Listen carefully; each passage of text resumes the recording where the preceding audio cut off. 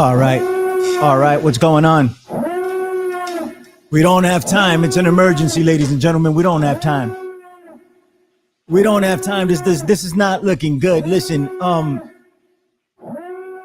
he is openly telling us that he is not leaving office, and a lot of people still don't believe it. Steve Bannon is out here telling us he is not leaving office. Donald Trump is not going to leave the office in 2028. He's just not going to do it. And a lot of people still don't believe it. How much proof do we need at this point that this is what they seek to do? They seek to retain power at all costs. They are not going to give it up. Will they be successful at it is a totally different story.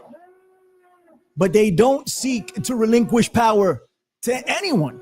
It doesn't matter if they're Democrats or not. MAGA seeks to stay in power no matter what.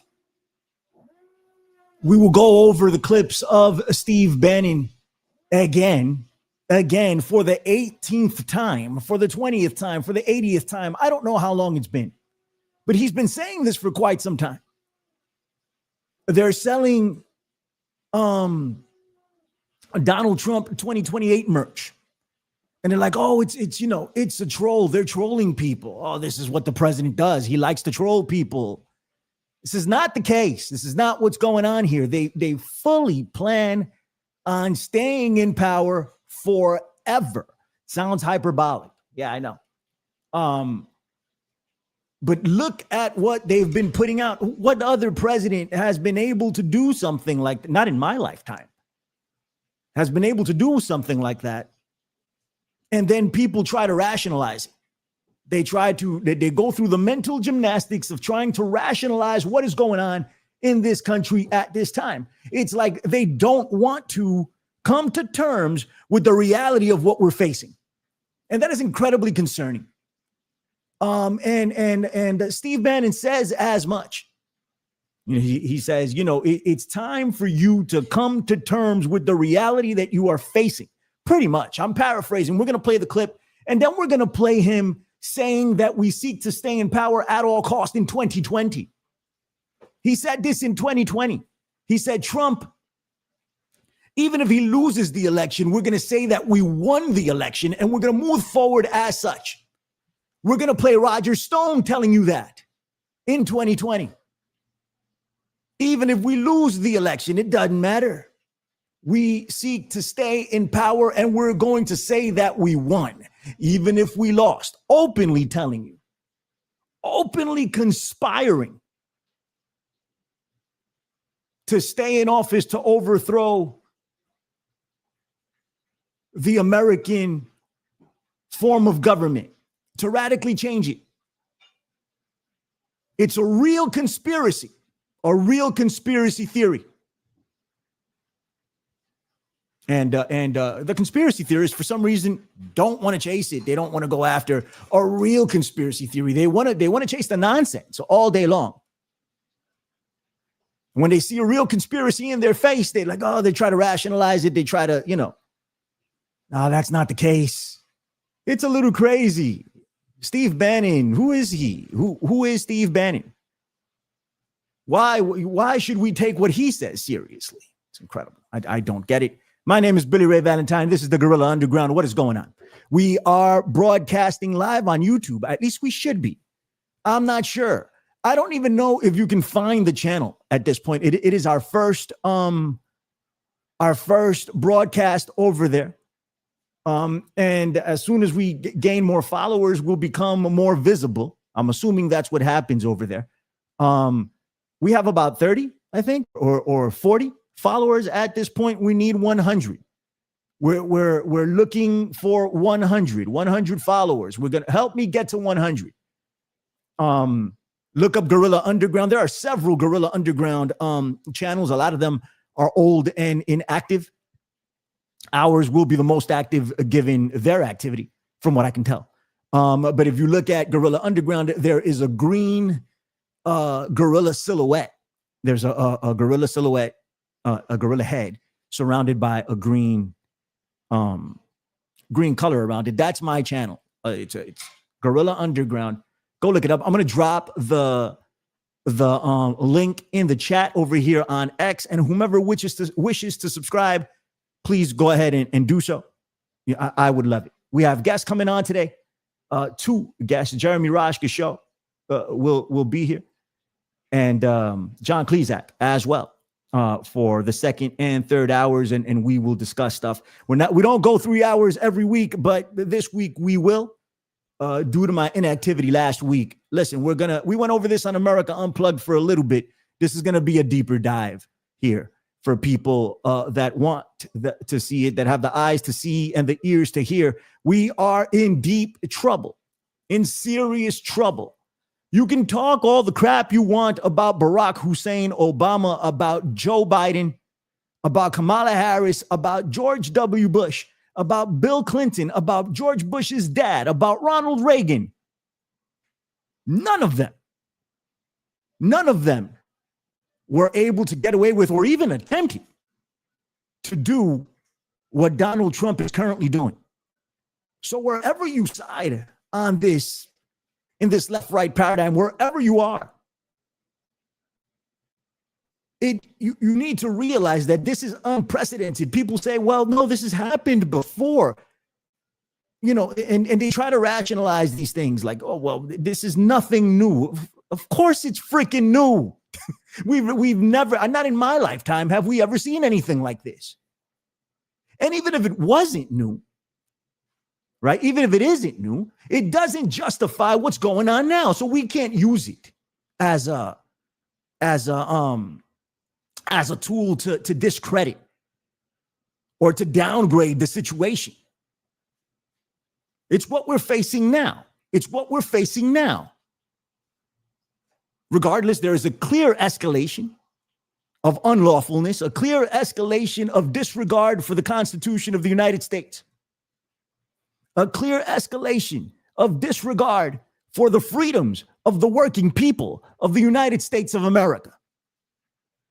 It's a clear escalation. It's undeniable. It's not debatable. Although some people will seek to debate that point, it is not debatable. This is what's going on. All right. I'll drop the YouTube link at some point. I suck at promoting shit. Awful, historically. So there's that.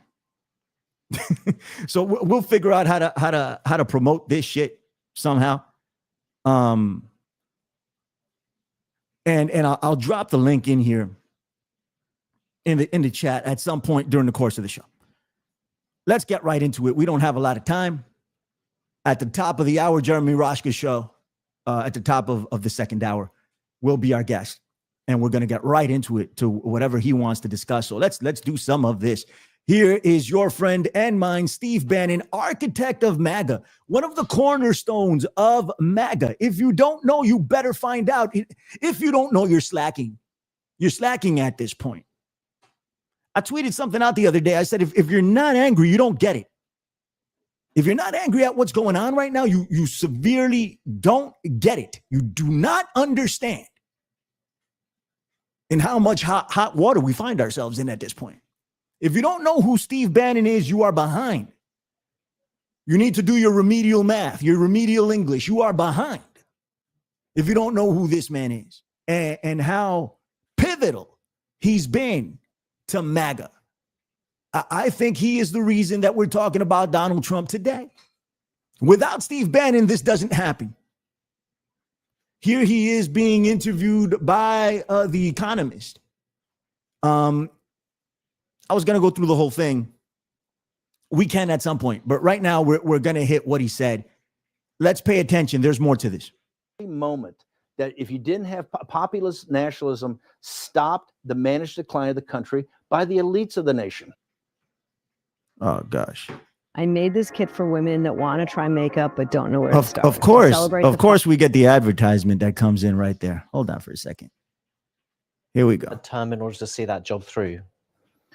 Well, he's going to get a third. Let me rewind it a little bit. Have populist nationalism stopped the managed decline of the country by the elites of the nation. And does he need a third term in order to see that job through?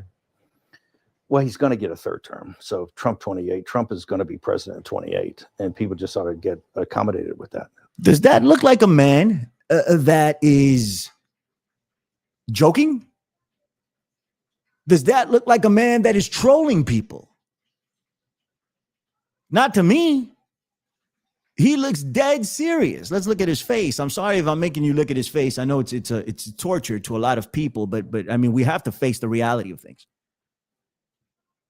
He is dead serious. He is not playing any games. He says Donald Trump will get a third term at the presidency of the United States. They're going to do this by hook or by crook. They're going to at least attempt it. We are going to have to drag this man out of the White House, unfortunately. They may not be successful, which is, best case scenario. They're certainly going to try. And I will show you why they're going to try, because they've already done it once. This is their MO. This is their MO. It's what they do. It's what they've done. And it's what they're going to do again. And they're in the best position to do it now than ever before. Let's go back a little bit. Politics and power in America. And how do you do that? With no political training, by the elites of the nation. And does he need a third term in order to see that job through? Well, he's going to get a third term. So Trump 28, Trump is going to be president in 28, and people just ought to get accommodated with that. So what about the 22nd Amendment? There's many different alternatives. People just ought to get accommodated with that, is what he's saying. Just get accommodated with it. Face it, America. Face it. That's what he's saying. And that's what I'm telling you. We need to man up and face it. Woman up and face it. This is what I mean. We are in hot water. Ignoring the problem is not going to make it better. We need to tackle it now. The more we let this go, the harder it will be to put a stop to it. Here we go. Accommodated with that. So what about the 22nd Amendment?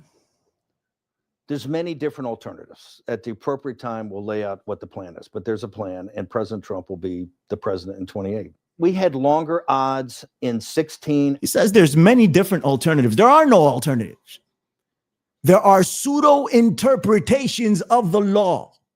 This is what they will do. This is what Stephen Miller is expert at. This is what John Eastman is expert at providing pseudo interpretations of a law, of any law. They take them and twist them and turn them and they make them fit. Or they just dictate this to a dumbed down public. And we'll get into a little bit of that too. I want to show you what Steve Bannon does, what Steve Bannon thinks of all of you, and how he was able to exploit that in order to propel Donald Trump to a second administration, which should have never happened.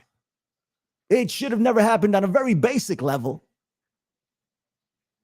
of just understanding the threat that this guy posed to this country. But it should have never happened just based on the fact that he's a convicted felon. If I can't get a job at McDonald's being a convicted felon, how can this guy become the president of the United States? How? How's that a thing? But it's what happened. It's what we're facing now. Let's finish this clip. Longer odds in 24 than we got in 28. And President Trump will be the president of the United States, and the country needs him to be president of the United States. We have to finish what we started. And the way we finish it through Trump. Trump is a vehicle. I know this will drive you guys crazy, but he's a vehicle of divine providence. He's and this is part of the psychological warfare that's been waged upon the American people. He's a vehicle of divine providence. They are using your faith against you. Christians, they are taking the most degenerate, the most dumbed down, the most hypocritical car salesmen, used car salesmen, And that's not even a knock on used car salesmen. I'm sorry, guys. Not to insult used car salesmen with comparing them to Donald Trump. They've taken this guy and presented him to you as if he is a vehicle from the Lord above in order to save America. This is what they've managed to do successfully. It's hard for me to come to terms with how America can buy into this.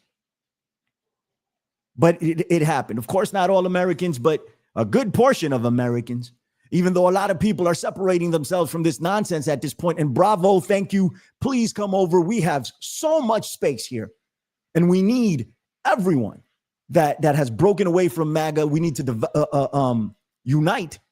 We need to come together so we can push back against the tyranny. We can push back against this nonsense. We need to do it together.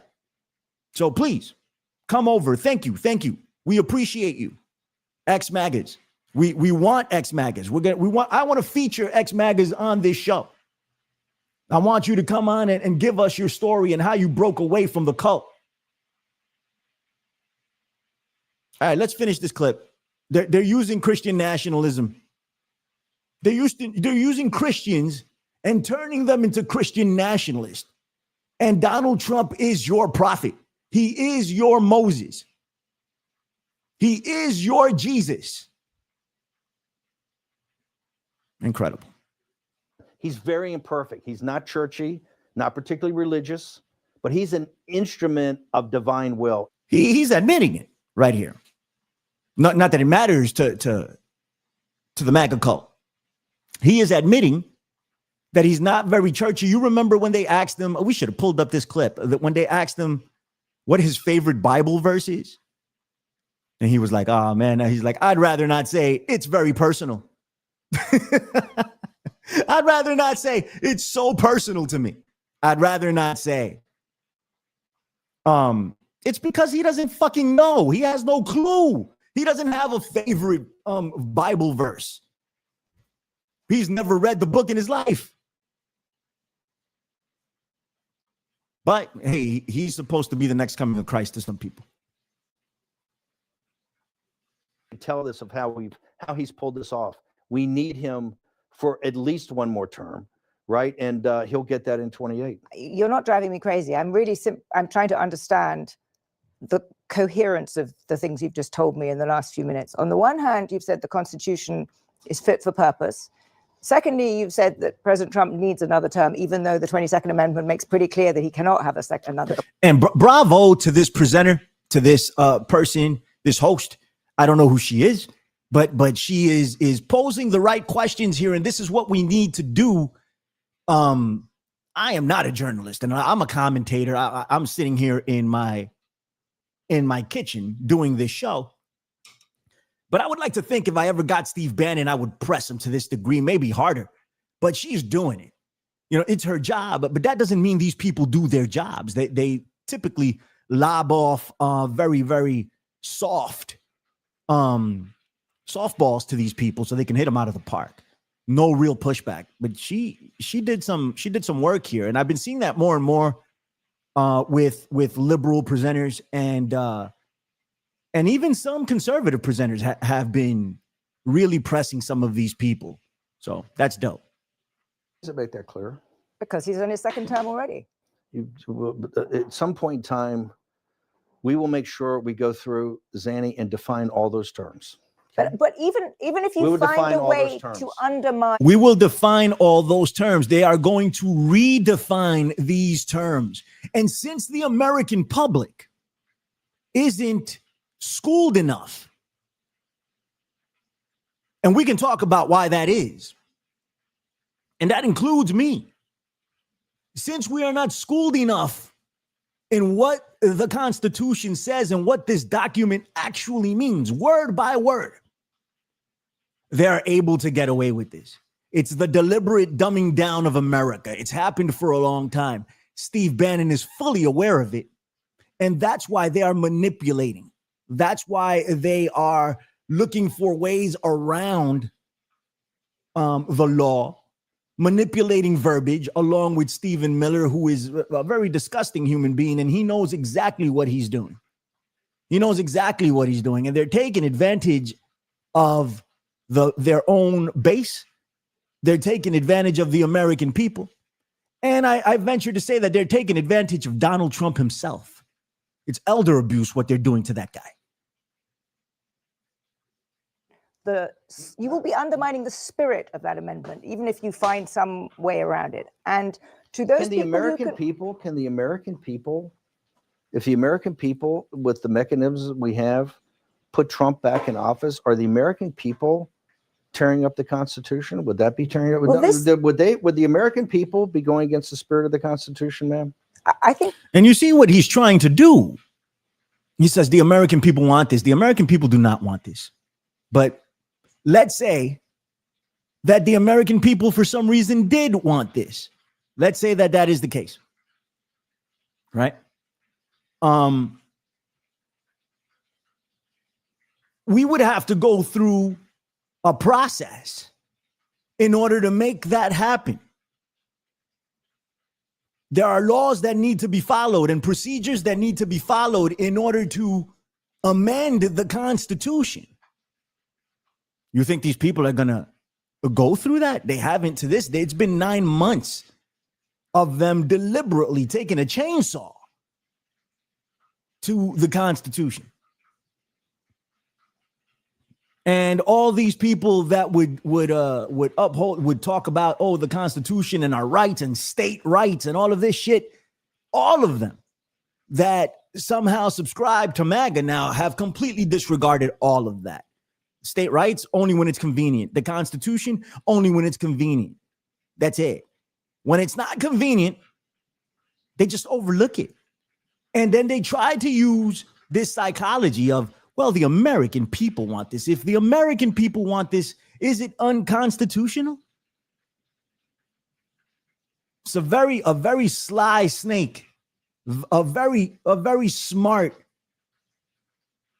snake in the grass is Steve Bannon. Actually, because I think what you will end up with So you're is saying the a American people- populist justification for a quasi-dictatorship. That's not true at all. Trump That's what it sounds like. It's not. Trump is a dictatorship. Did you just see the compromises he had to make on the big beautiful bill? You see the compromises he has to do on everything, on accommodating Zelensky, on what President Trump. President Trump is nothing but a series of negotiations to kind of keep this thing rolling forward, where he's having trade-offs all the time. But Steve, you've just spent the last 20 minutes telling me we have to smash the other side. There's no room for debate. There's no room for compromise. We must smash them. And now you're telling me this is a negotiation. I mean, that's Get him.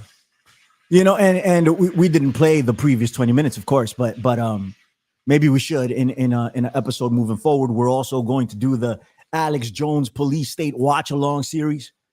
I'm going to gather people together and we'll do it together. Like we'll sit here, we'll play that filth rag of a documentary that Alex Jones put together.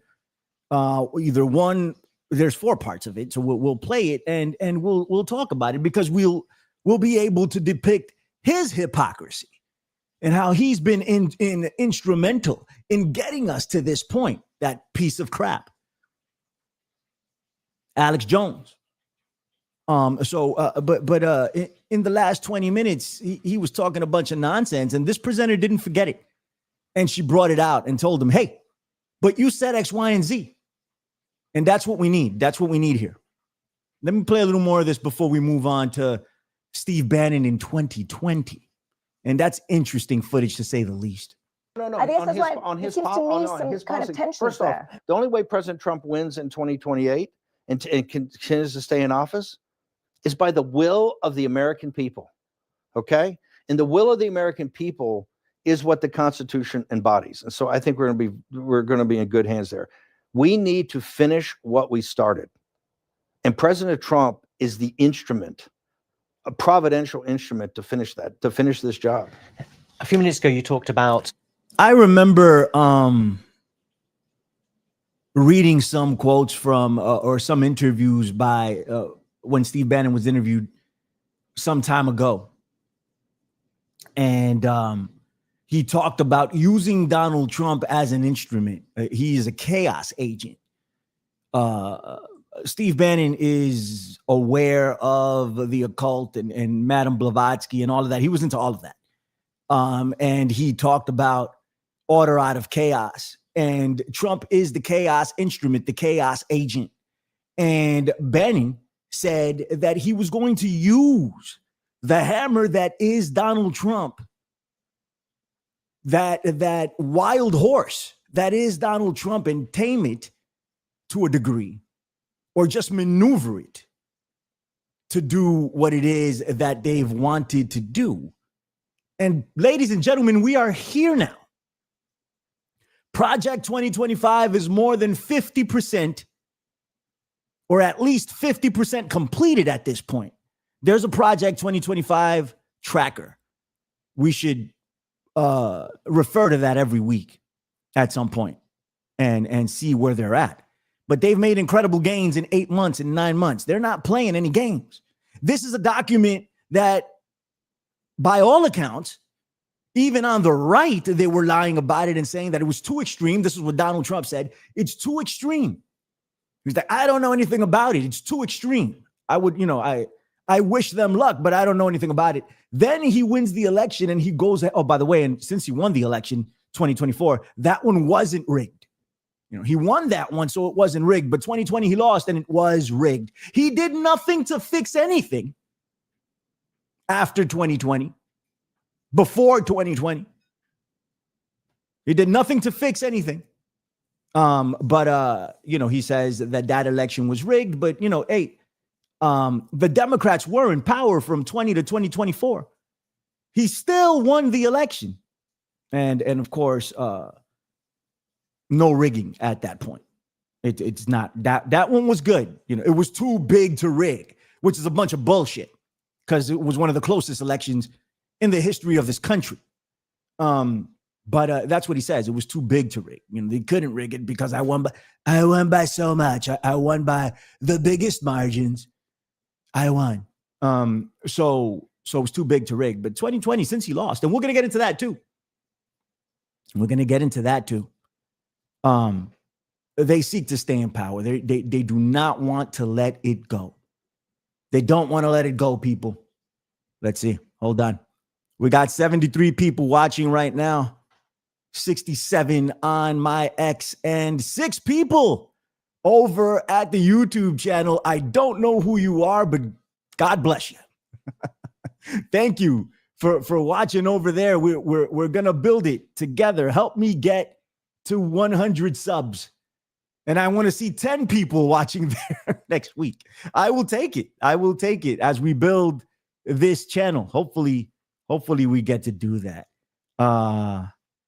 Dustin Helms is in the chat. What is going on? We've read the documents is in the chat. What is going on with you? How are you? I'm running 2 YouTube streams. How the hell did that happen? Man, I don't know, bro. I only have one up here. I believe you.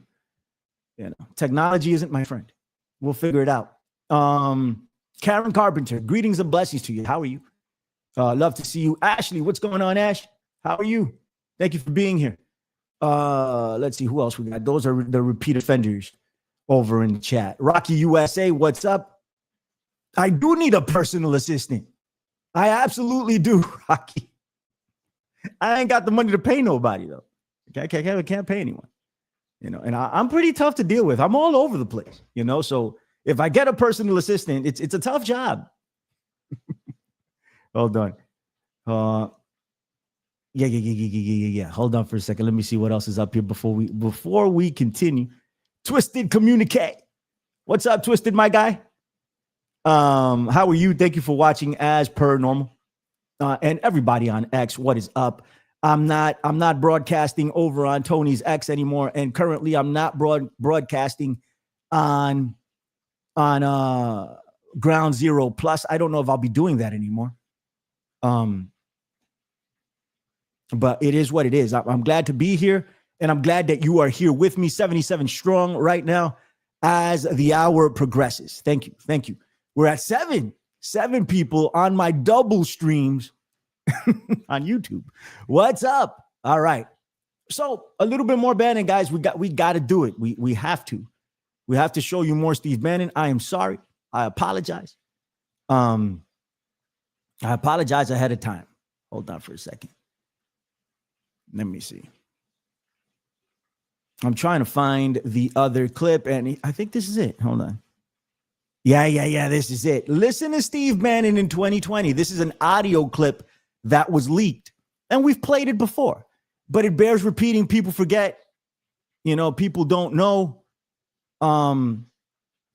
So it's good to rehash some of this stuff so you guys can see that this is nothing new. They seek to do this, and nothing's going to stop them from at least attempting to carry this out. Let's listen to this leaked audio. This is before 2020, before the 2020 election. Steve Bannon describing what their objectives are and what their techniques will be in the event that they lose an election. And what Trump's going to do is just declare victory, right? He's going to declare victory. But that doesn't mean he's the winner. He's just going to say he's the winner. I had to take a swig of water there for the working man. We got to play that again. I mean, that was just a part of the clip, and we'll play the full clip. But we got to play that again. Listen to what he said. This is before the 2020 election, and people still refuse to let go of the narrative that Donald Trump had the 2020 election stolen from him. They have zero proof of it. Maybe some semblance of anomalies or circumstantial evidence, but they refuse to let go of it. Although Steve Bannon already told you openly what they were going to do. And this is before the election. Let's play it again. Do is just declare victory. Here we go. And what Trump's going to do is just declare victory, right? He's going to declare victory. But that doesn't mean he's the winner. He's just going to say he's the winner. He's just going to declare victory. He's just going to declare victory. That doesn't mean he's the winner. He's just going to say it. Oh my God. Oh my God. You know what it is, man? It gives me chills because it's the anatomy of the conspiracy theory unfolding in front of our faces. They're not being secretive about it. They seek to conspire to take over an election,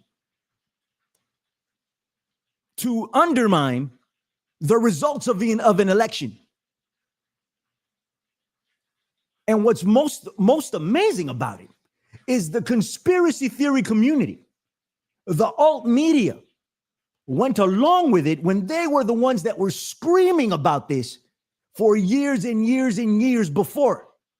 And they were saying, oh, elections are illegitimate. Now this guy is telling you what he's doing, and nobody wants to talk about it. Let's rewind it one more time and watch it, and then we'll continue watching the entire clip. Trump's going to do is just declare victory, right? He's going to declare victory. But that doesn't mean he's the winner. He's just going to say he's the winner. The Democrats, more of our people vote early that count. Theirs voted mail. And so they're going to have a natural disadvantage, and Trump's going to take advantage of it. That's our strategy. He's going to declare himself a winner. So when you wake up Wednesday morning, it's going to be a firestorm. We're going to have Antifa crazy, the media crazy, the courts are crazy. And Trump's gonna be sitting there mocking, tweeting shit out. You lose. I'm the winner. I'm the king. And he'll be all over. He'll be going, "Where's Hunter? Is Hunter on a crack pipe?" I mean, no, he'll be, because then it doesn't matter. Remember, here's the thing. After that, Trump never has to go to a voter again. He's gonna fire Wray, the FBI director, and fire. He's gonna say, "Fuck you." How about that? Because he's never gonna. He's done his last election. Oh, he's gonna be off the chain. He's gonna be crazy. Also, if Trump is losing by 10 or 11 o'clock at night, it's going to be even crazier. Because he's going to sit right there and say they stole it. Agree. I'm directing the Attorney General to shut down all ballot places in all 50 states. It's going to be no. He's not going out easy. Trump. This is in 2020, guys. This is in 2020. Do you think he's going to leave office willingly in 2028? Come on. Come on. It's time. It's time to take the cloth from your eyes, man. Put on your spectacles right now. Put on your glasses.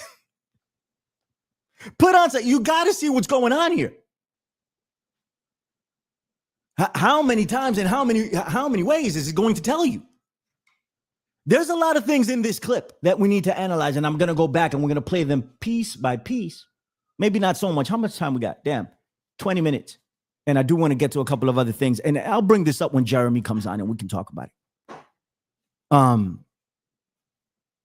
But damn it, he is telling you. So if you choose to not believe it at this point, that's completely on you. And I understand how this works. It's hard for people to snap out of it. You got to hit the ice. The Titanic has to hit the iceberg. And once you hit the iceberg, then you realize, oh shit, I'm in trouble. It's too late at that point. For some people, it gets to that point. You have to be slapped in the face a few times. Figuratively, sometimes literally. I don't know. But the journey is different for everyone, and I understand that. But this is urgent. We don't have time. It's time to snap out of it. I'm trying to figuratively slap you in the face with this. And look at what Steve Bannon is telling you. We are going to claim victory regardless, is just what we're going to do. If we're down by 10 points, we're just going to say they cheated. He's not saying that they're rigging the election. He's saying the election is on the up and up.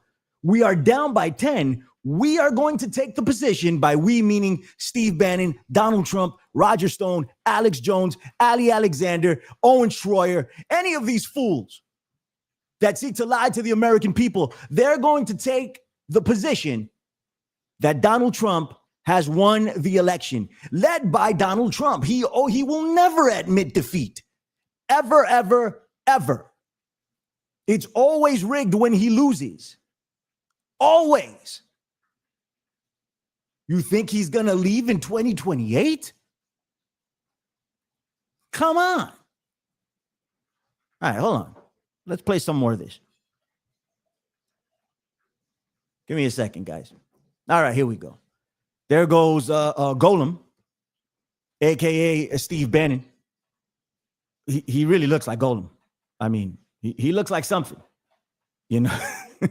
He looks like he had the ring of power for a little bit too long and it corrupted his soul. Look at this guy, bro. Holy crap. Man, imagine waking up to that in the morning. Holy Jesus.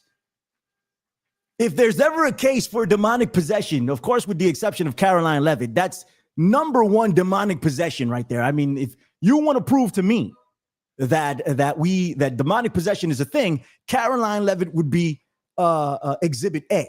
But exhibit B would have to be Steve Bannon. Look at this picture of Steve Bannon. My gosh. All right, let's go through this. Say he's the winner.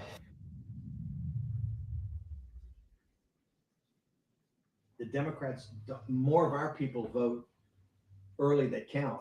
Theirs voted mail. That's important. That is very important. Let's go back. Early that count. Theirs voted. People vote. Democrats, more of our people vote early that count. Theirs voted mail. He is legitimizing the by mail process of voting here, which is something that is challenged by the alternative right, by the far right. Right? They were like, oh, this is mail-in ballots that caused the election to be rigged, right? They rigged it that way. I remember Steve Puchinik going on InfoWars and talking a bunch of bullshit about ballots coming in from China, and they knew they were coming in from China because the papers was made out of bamboo. He literally said that shit. People believe what they want to believe. But here is Steve Bannon lending legitimacy to the process. He's saying that Democrats vote more by mail and Republicans vote early. And that's why the Democrats will be at a disadvantage, because when you wake up in the morning in 2020 or any election, right? You wake up in the morning, but in particular 2020, when you wake up in the morning, Trump will be ahead. And Trump can take advantage of that and say, look, I am winning. And now they are cheating when all the other ballots are counted. Steve Bannon is not saying that the process is rigged. He is telling you that it's a legitimate process and they will take advantage of it because of the optics. That is exactly what he's telling you this.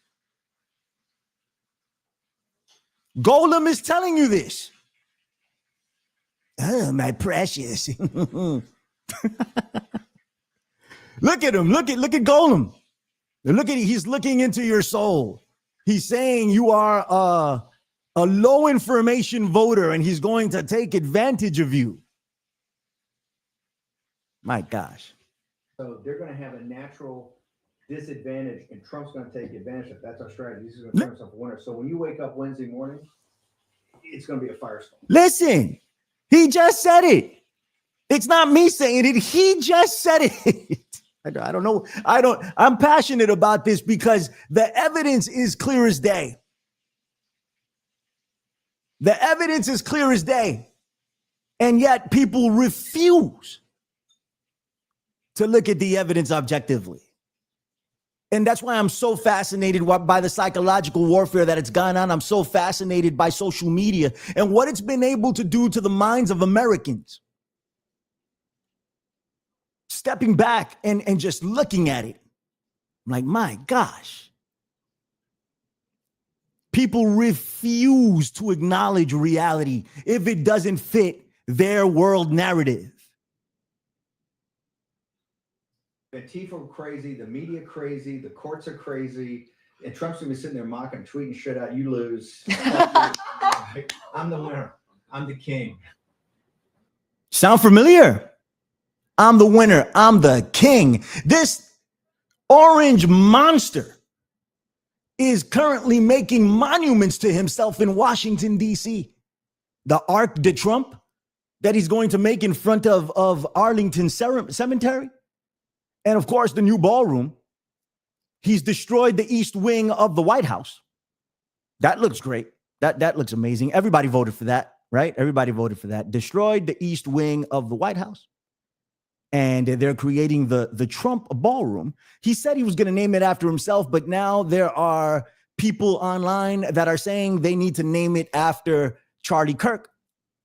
Let's see if Alex Jones, let's see if Donald Trump actually listens to that, because the problem is he wants to name it after himself, right? And we all know Donald picks himself over anybody. So let's see what the optics are with that, and maybe he throws a bone to Turning Point USA, but he wants to name it after himself. The king of America, the king of the world. Steve Bannon is telling you this. Before the 2020 election, he's telling you exactly what they meant to do. And although he wasn't able to stay in power, mainly because some of the people that he had around him weren't sycophants to the degree that they are now. There's a reason Mike Pence is not the vice president of the United States this time around. Although they weren't able to remain in power in 2020, they were able to infiltrate the minds and the souls of many Americans, planting false seeds about what happened in the election of 2020. This is mind control. This is fifth generation warfare. To all my conspiracy theorist friends, this is a real conspiracy. Sink your teeth into it. Research it. Have it for dinner. We need that. Don't go chasing the false narratives that they want you to chase. It's a waste of time. And we don't have time. And he'll be all over. He'll be going, where's Hunter? Is Hunter on a crack pipe? I mean, no, he'll be, because then it doesn't matter. Remember, here's the thing. After then, Trump never has to go to a voter again. He's going to fire Wray, the FBI director, and fire the he's going to say, fuck. He never has to go to a voter again. You remember now, this is another thing that was said by Donald Trump leading up to the 2024 election. You will never have to vote again. Even I, even I thought that was him just talking about well, that's just Trump just saying dumb Trump shit. And that's no excuse. But even I thought that. But now we see it. They don't intend to go back to the voters. They don't intend to have any type of elections. And if they do have any elections, they are going to rig them, or at least they're going to try. 2026, the midterms, is our last shot at this, in my opinion. It is our last shot to remain on life support, because that's not even the end of it. If we are going to remain on life support and have a shot at living to fight another day, the 2026 elections need to go counter Trump. That's just the end of it. So what time is it? All right, we got 10 minutes before 8 o'clock. Time flies when you are having fun. We will come back to this clip. There's a lot more to take apart, but I hope that you were able to gain something out of this. This is him telling you exactly what they were going to do, what the game plan was. Let me play Roger Stone. We're going to get Jeremy's thoughts on this as well. I want to play Roger Stone for you guys before Jeremy comes around, but even though we're going to get his thoughts on it. But let me play Roger Stone for you. And Roger Stone, remember, he's a Richard Nixon sycophant. And they did some of this with Nixon. He was around and he was instrumental in that administration as well. There's a lot of carryover from the Nixon administration to the Trump regime. All right, let's look at this. Here's Joy Reid. Is documentary footage from Trump's former advisor and longtime friend Roger Stone, filmed by Danish filmmakers in the months leading up to the attack on the Capitol. That includes a clip where Stone seemingly predicts 4 months before the election that they would never accept the results if they lost. What they're assuming is that the election will be normal. The election will not be normal. Oh, these are the California results? Sorry, we're not accepting them. We're challenging them in court. If the electors show up at the Electoral College, armed guards will throw them out. I'm the president. You. You're not stealing Florida. You're not stealing Ohio. I'm challenging all of it. And the judges we're going to are judges I appointed. You. Sound familiar? Does that sound familiar to you? Stop covering your ears. Listen to what's going on here.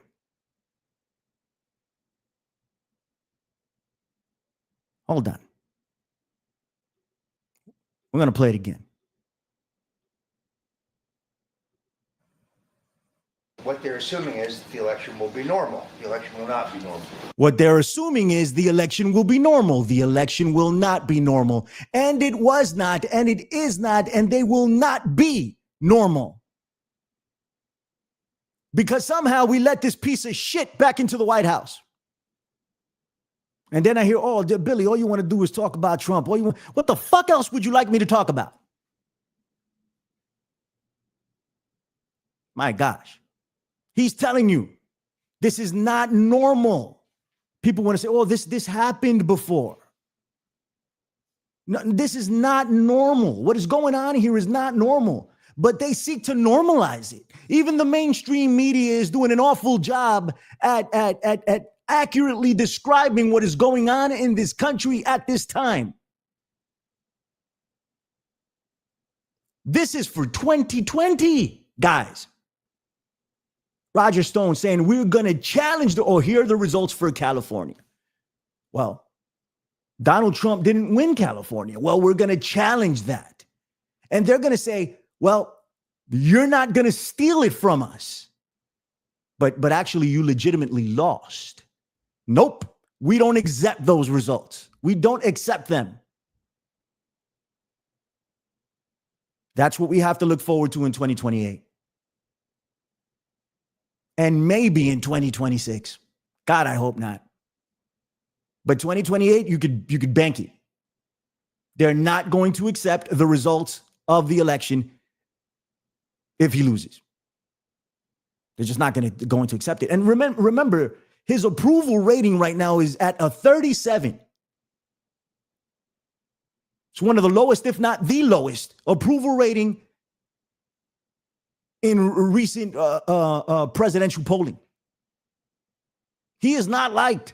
His policies are not liked. Would it be hard to believe that the man is going to lose an election? Americans had some type of fog over them for the 2024 election. And they forgot what this idiot did in his first term. And they were like, all right, let's give him another shot. But now they're seeing, oh man, that was a mistake. The farmers are like, damn, maybe we shouldn't have done that. You go to your supermarket, you're spending a ton of money. You're spending a ton of money. What happened to the prices will go down the next day? What happened to the president of peace? Starting wars in Venezuela, and we're going to talk about that in the second hour. Killing people, murder in the high seas. Murder. It's all good, though. It's not a problem. This is normal. This is normal. It's happened before. This is normal. That includes a clip where Stone seemingly predicts 4 months before the election that they would never accept the results if they lost. What they're assuming is that the election will be normal. The election will not be normal. Oh, these are the California results? Sorry, we're not accepting them. We're challenging them in court. If the electors show up at the Electoral College, armed guards will throw them out. I'm the president. You. You're not stealing Florida. You're not stealing Ohio. I'm challenging all of it. And the judges we're going to are judges I appointed. You. You're not stealing the election. And the judges that are going to overlook this stuff are judges that I appointed. Any judge that has ruled against Donald Trump, they've been saying that they are activist Democrat judges. This is why. This is the game plan. This is why they are activist Democrat judges.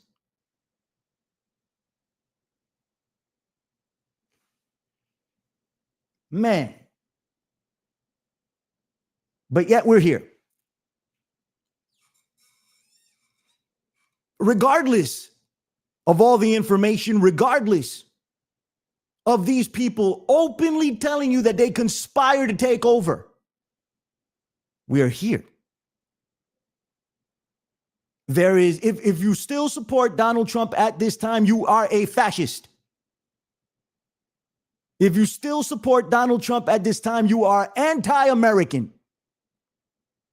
You are either anti-American or you do not understand what America is about. It's one of the two.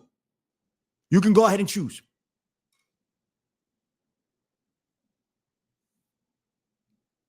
Roger Stone didn't predict the future. Roger Stone was telling you the game plan. That's it. It's like he's seemingly predicting the future. No, he wasn't predicting the future. He was telling you exactly what they were going to do because they devised the game plan.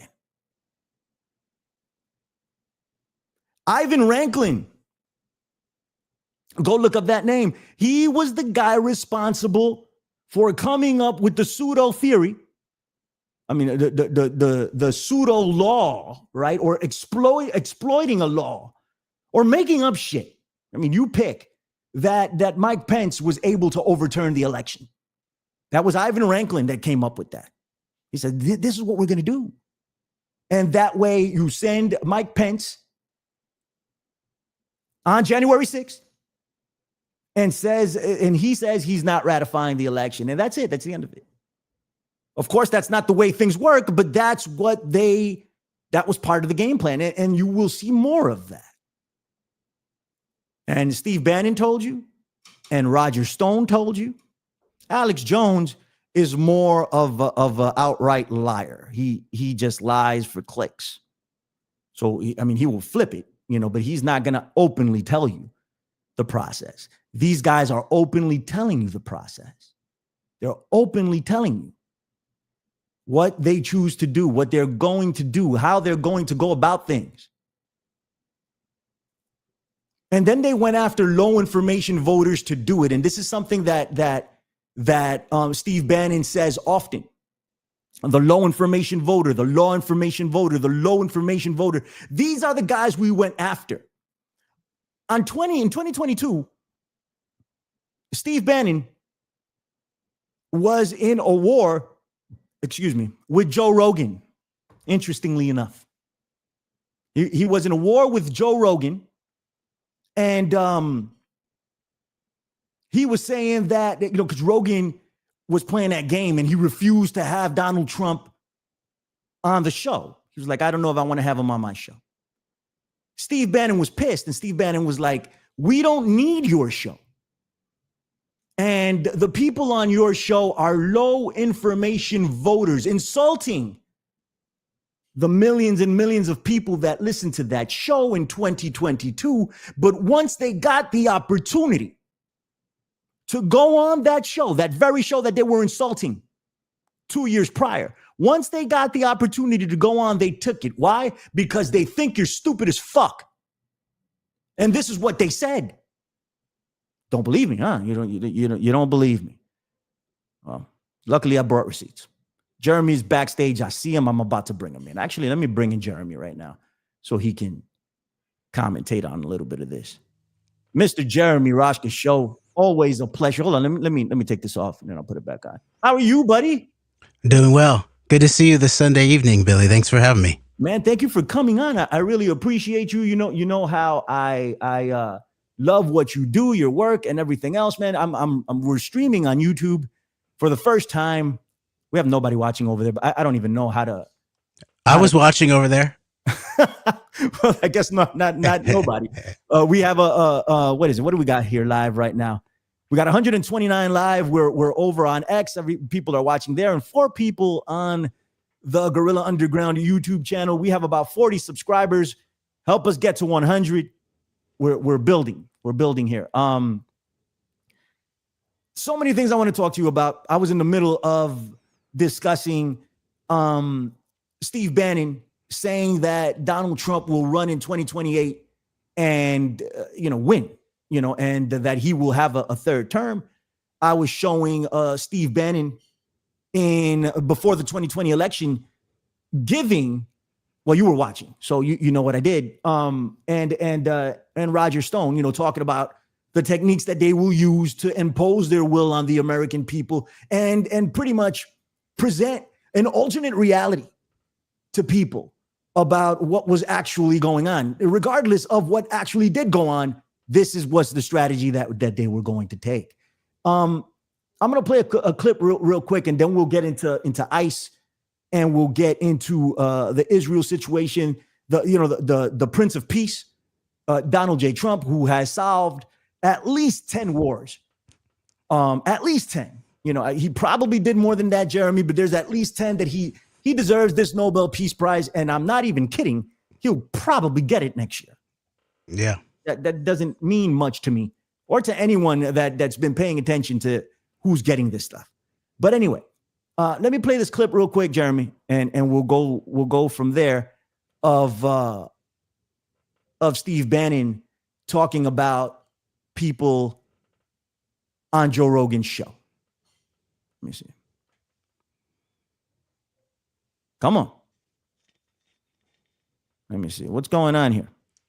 Fact, just like the parents are. Steve Cortez. And Spotify, and you got Joe Rogan over there trash talking Trump. Oh, I don't want to give Trump any platform. But no offense, he doesn't need your platform. He doesn't need your low information voters. Okay. Trump deals with high information people. Let's go back. He doesn't need your platform. He doesn't need your low information voters. Okay. Trump deals with high information people. One time. Trump any platform, but no offense, he doesn't need your platform. He doesn't need your low information voters. Okay? Trump deals. What's up, Jeremy? Why you laughing? What's up? What's going on? Give me your thoughts. But Trump didn't stop the war between Bannon and Rogan, I guess. But No, well, yeah, I guess that got eventually squashed, actually, right? And Trump went on there. Yeah, but it is interesting, the so-called irony. It's not irony because you explained exactly what they do, that they actually will, try to psychologically prepare you for what's going to happen by saying the opposite, basically blaming others for what they're going to do. And so in this case, it was well known that Trump always talked about my people are the low information voters. He proclaimed that. He's like, those are my people. I'm going to stand up for them in many ways. Yeah. But Bannon's not wrong. They're sort of, the Rogan sphere are like the danger of like sort of heading toward upper mid IQ, thinking that they're genius types. So they're sort of like lower information voters than they really are. Oh, absolutely. Bannon knows. And they think exactly they are. Yeah. No, absolutely. I think you're 100% right. Bannon knows exactly what he's doing. And since then, I listened to the War Room because I say it often. I'm a glutton for punishment, and sometimes I have to stop because it's too much, right? So I fall back. And like lately, I haven't listened to it for about a month or so. But I need to listen to this stuff. I need to figure out I need to be up on what's going on. So I listen to Bannon, and he often says, what we did for the 2024 election, amongst other things, is that we went for the low information voter and the low propensity voter. These are the people we went after. And he tries to treat it with kid gloves or pacify it by saying, we know that you're busy. We know it's just low information. That doesn't mean you're stupid. But look at this clip. Very different. We don't need your low information voters. We deal with high information people. So what do they think of you? And as soon as he was able to smuggle his way in to the Joe Rogan sphere, they took that real quick. And Joe Rogan is a piece of crap for it, in my opinion, Jeremy. Letting this guy in, giving him an endorsement, they took full advantage of the quote unquote low information voter. And that's part of the reason why we are here right now. In my opinion, Jeremy. Yeah. Yours. Go ahead, sir. No, I agree with you very much so. And remember that it's even worse in a certain way than what Bannon has been caught on recording, as you played right before 2020. I think it's the case that whenever Trump is yelling election fraud or they stole the election from me, it's very likely, especially when you line it up with actual data, that the predicate was that they were going to try to steal the election. Right. And so, and it's very interesting. There's a group called the Election Truth Alliance, who's been like actually going after the data and parsing the data and actually working with international experts on voting integrity. And of course, a lot of this does come down to machine rigging and all that, which is why they were so opposed to mail-in ballots. The danger of mail-in ballots is that they will be counted as proper because there's a paper trail. I agree. Jeremy, give me a second, buddy. There is some static coming from your end, I think. Oh. I don't know if it's coming from mine also. Let me know in the chat if you hear the static on my end, because then that would mean it's me, and that shit happens to me all the time. But I definitely hear it from you. Okay. Let me see. Talk to me. All right. How does this sound right here? I can turn down my mic a little bit, maybe. How about that? Is that better? No, it's still there. Maybe it's a connection thing. I don't know. You can check 1 2. Yeah, it's you apparently. Let me see. Just you can I know, baby, I hear you. You can dip out of it if you wish. I mean, dip out of the stream and come back in. Maybe that makes a difference sometimes. All right, let me see if I can get a better connection coming back in. Appreciate you, buddy. I'll be right back. Yeah. So I mean, just to carry on, man, and it sucks that that Jeremy had to go. He'll be back, Lord willing. I really respect Jeremy. He's fantastic at what he does. Listen, they think you're freaking stupid. They think you're stupid, and that's why they've been able to get to where they get, saying what they're saying, doing what they're doing. We can't subscribe to this stuff anymore. We can't lend our support to them. We need to hold them accountable for what it is that they say and what it is that they do. We need to pay attention. It's dope that there is entertainment, right? The Super Bowl. I watch WWE sometimes. I'm sorry, please don't judge me. You know, I watch 90 Day Fiance to get my mind off of this shit, you know? But we need to watch what's going on. We need to pay attention because they're openly telling us what they're doing. And if you say it's not happening, you're not paying attention. That's not a knock. I just need people to pay attention. I need to pay attention. We need to pay attention. We need to do it together. He's telling you that he thinks you're freaking stupid. Anybody that listened to Joe Rogan and voted for Donald Trump as a result of Joe Rogan's endorsement, he's telling you that he thinks you're stupid. And this goes for the entire brosphere or these manosphere podcasters, Theo Vaughn and Andrew Schultz. They think you are dumb. Their words, not mine. Jeremy's back. Talk to me, Jeremy. Can you hear me, buddy? I can hear you. All right, that sounds a bit better. Let's do it. Go ahead, bud. Take over. The stage is yours. Thank you. Okay, for sure. So I do think this where you've been going in terms of sussing out the severity of this moment while talking about, we have to not forget how we actually got here. Right. For example, like this whole thing that we're talking about looking at 2024. Right. And the silence of all of the Democrats. I can't think of a single Democrat who has actually raised the question of election fraud. Going back to 2016, we had Trump talking about how the reason why he lost the popular vote was because 3 million illegals voted, right? And that nothing of that sort has ever been proven because it was a lie. It was a falsehood.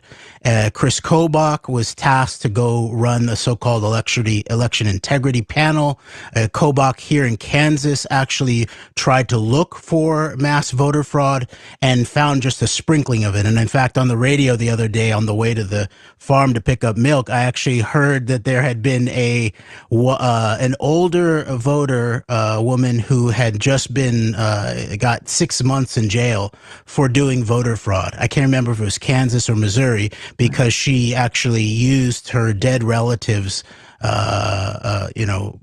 voting status to vote twice. Who did she vote for? Donald Trump. So almost every time we see actual voter fraud, which is a negligible thing, it's never been proven. I mean, I'm not even sure we've even maybe there's a handful of like undocumented immigrants voting. I've never seen it.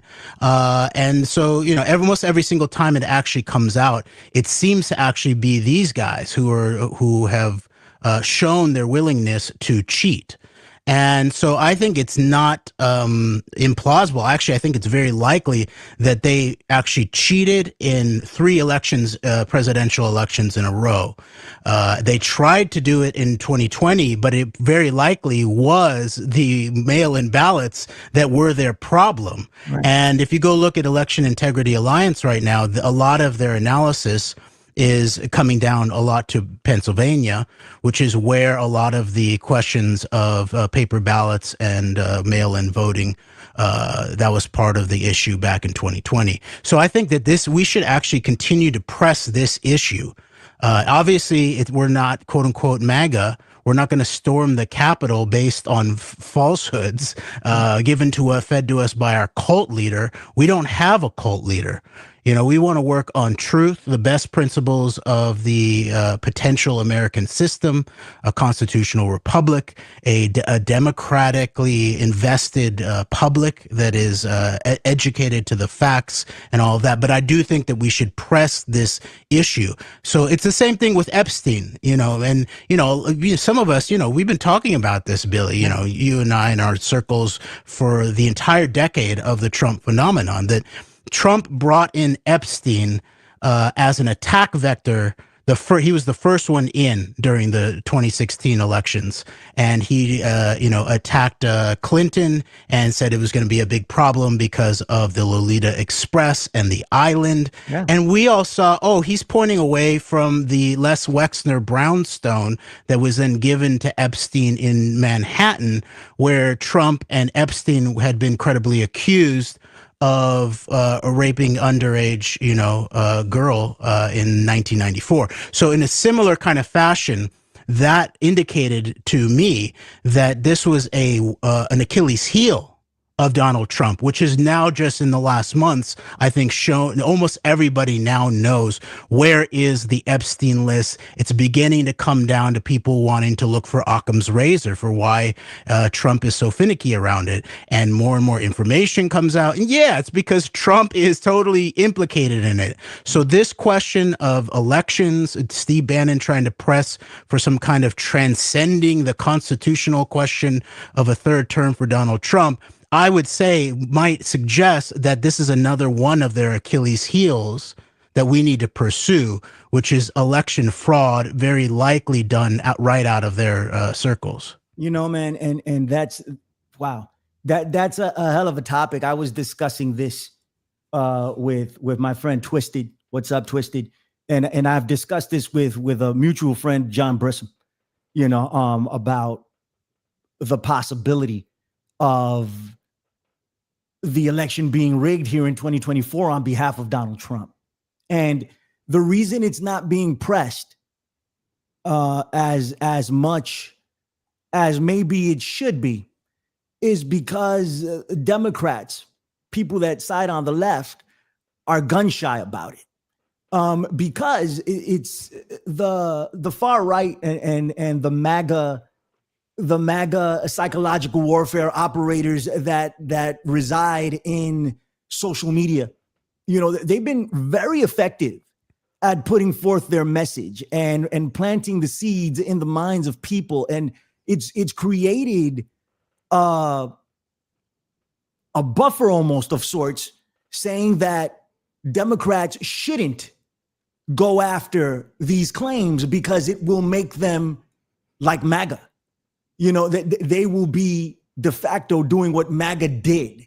MAGA did it with almost zero evidence, right? There's nothing there, right? But even if there is sufficient evidence to show that Donald Trump and Elon Musk, because Elon Musk has openly said it, you could say he was misspeaking, but that might be mental gymnastics. He literally said that they rigged the election.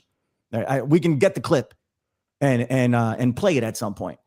But Democrats are afraid to chase that because of the accusations that they will ultimately face from the right. Give me your thoughts. I think that's true, but it's only part of the truth, I think, because I think it's definitely true in terms of why there was such a finicky aspect, especially amongst the grassroots of the Democratic Party in terms of 2024, of the mantra that had been pushed by both parties of, free and fair elections up until the 2020 elections, when MAGA went all out on a fraudulent election, where I look for evidence of that, because, I'd been investigating election integrity for a while. I had actually hosted maybe a couple of the only preparation panels for the dangers of election fraud in the run-up to 2020. So I was looking for it across the spectrum, and then every single fact I tried to check out, it looked to me like it was all a hoax or it was overblown, but it was definitely it was deceptive. And so that is one piece of it. I think you're correct that there's a finicky aspect because they don't want to be associated with people who are trying to undermine the democratic process. They don't want to be associated. Well, that's what MAGA does. That's how January 6th comes about. But this is a part of a larger piece of what the Trump MAGA operation at the Antidote, Greg McCarran and I titled, the 2016 operation as 11-9 to indicate that this was a long-running, long-standing, deep political operation that was being worked upon. And so one of the things that they did in terms of the clean break culture war dynamics or the political warfare dynamics of this was to weaponize what is then called conspiracy theory, deep politics. Bannon himself was one of the key guilty ones who tried to dumb down and weaponize even the word deep state. Take it out of the realm of the more academic approach, like Peter Dale Scott, talking about that this word actually has meaning, conceptual value, that the deep state is not the administrative state. It's not one of the parties. It's actually the merger or the conjunction of the covert arm of the national security apparatus, usually on the top, and then the mob economy, the gangsters, the organized crime syndicate, usually on the bottom half. And so when Trump came in that first time, my original instinct was that the deep state in the United States had actually been totally turned on its head to some extent, and that the mob underbelly had actually really ascended directly to power in the most massive way ever. Now, that is not to discount that there were previous presidents, maybe all of them to some extent, who had these relationships with organized crime. They all did, pretty much, to different extent. But this was the first time that I saw that in an American context, the underworld had actually vaulted to the top of the executive branch. And so my final point to this, the reason that I think it's the Democrats being finicky by not wanting to be associated with MAGA is only part of it, is that this kind of phenomena goes way back before the emergence of MAGA and Donald Trump. And we saw this all of the 21st century in American electoral politics at the national level. We see these indicators. The 2000 election was very likely stolen. I mean, it was de facto sort of stolen at the Supreme Court level. Roger Stone was involved in that as well. Roger Stone was intimately involved with that. We can get on that. Listen, Jeremy, your microphone is doing it again. Oh no. It's cool. Like I think it's a StreamYard issue maybe in your connection with StreamYard. We're gonna take a quick break. Jeremy, try to deal with it if you can, and then we'll come back. All right, buddy. Okay. Appreciate you. You were on a roll there. We'll be right back, everybody. Stay tuned. We got more with Jeremy, and we have another guest on the third hour. All right. Hold on for a second. We're gonna play some music to keep you guys entertained while we sort this out. We appreciate all of you. It's the Gorilla Underground. By chance, his girlfriend came across a needle and soon she did the same. At home, there are 17-year-old boys and their idea of fun is being in a gang called the Disciples, high on crack, told them a machine gun.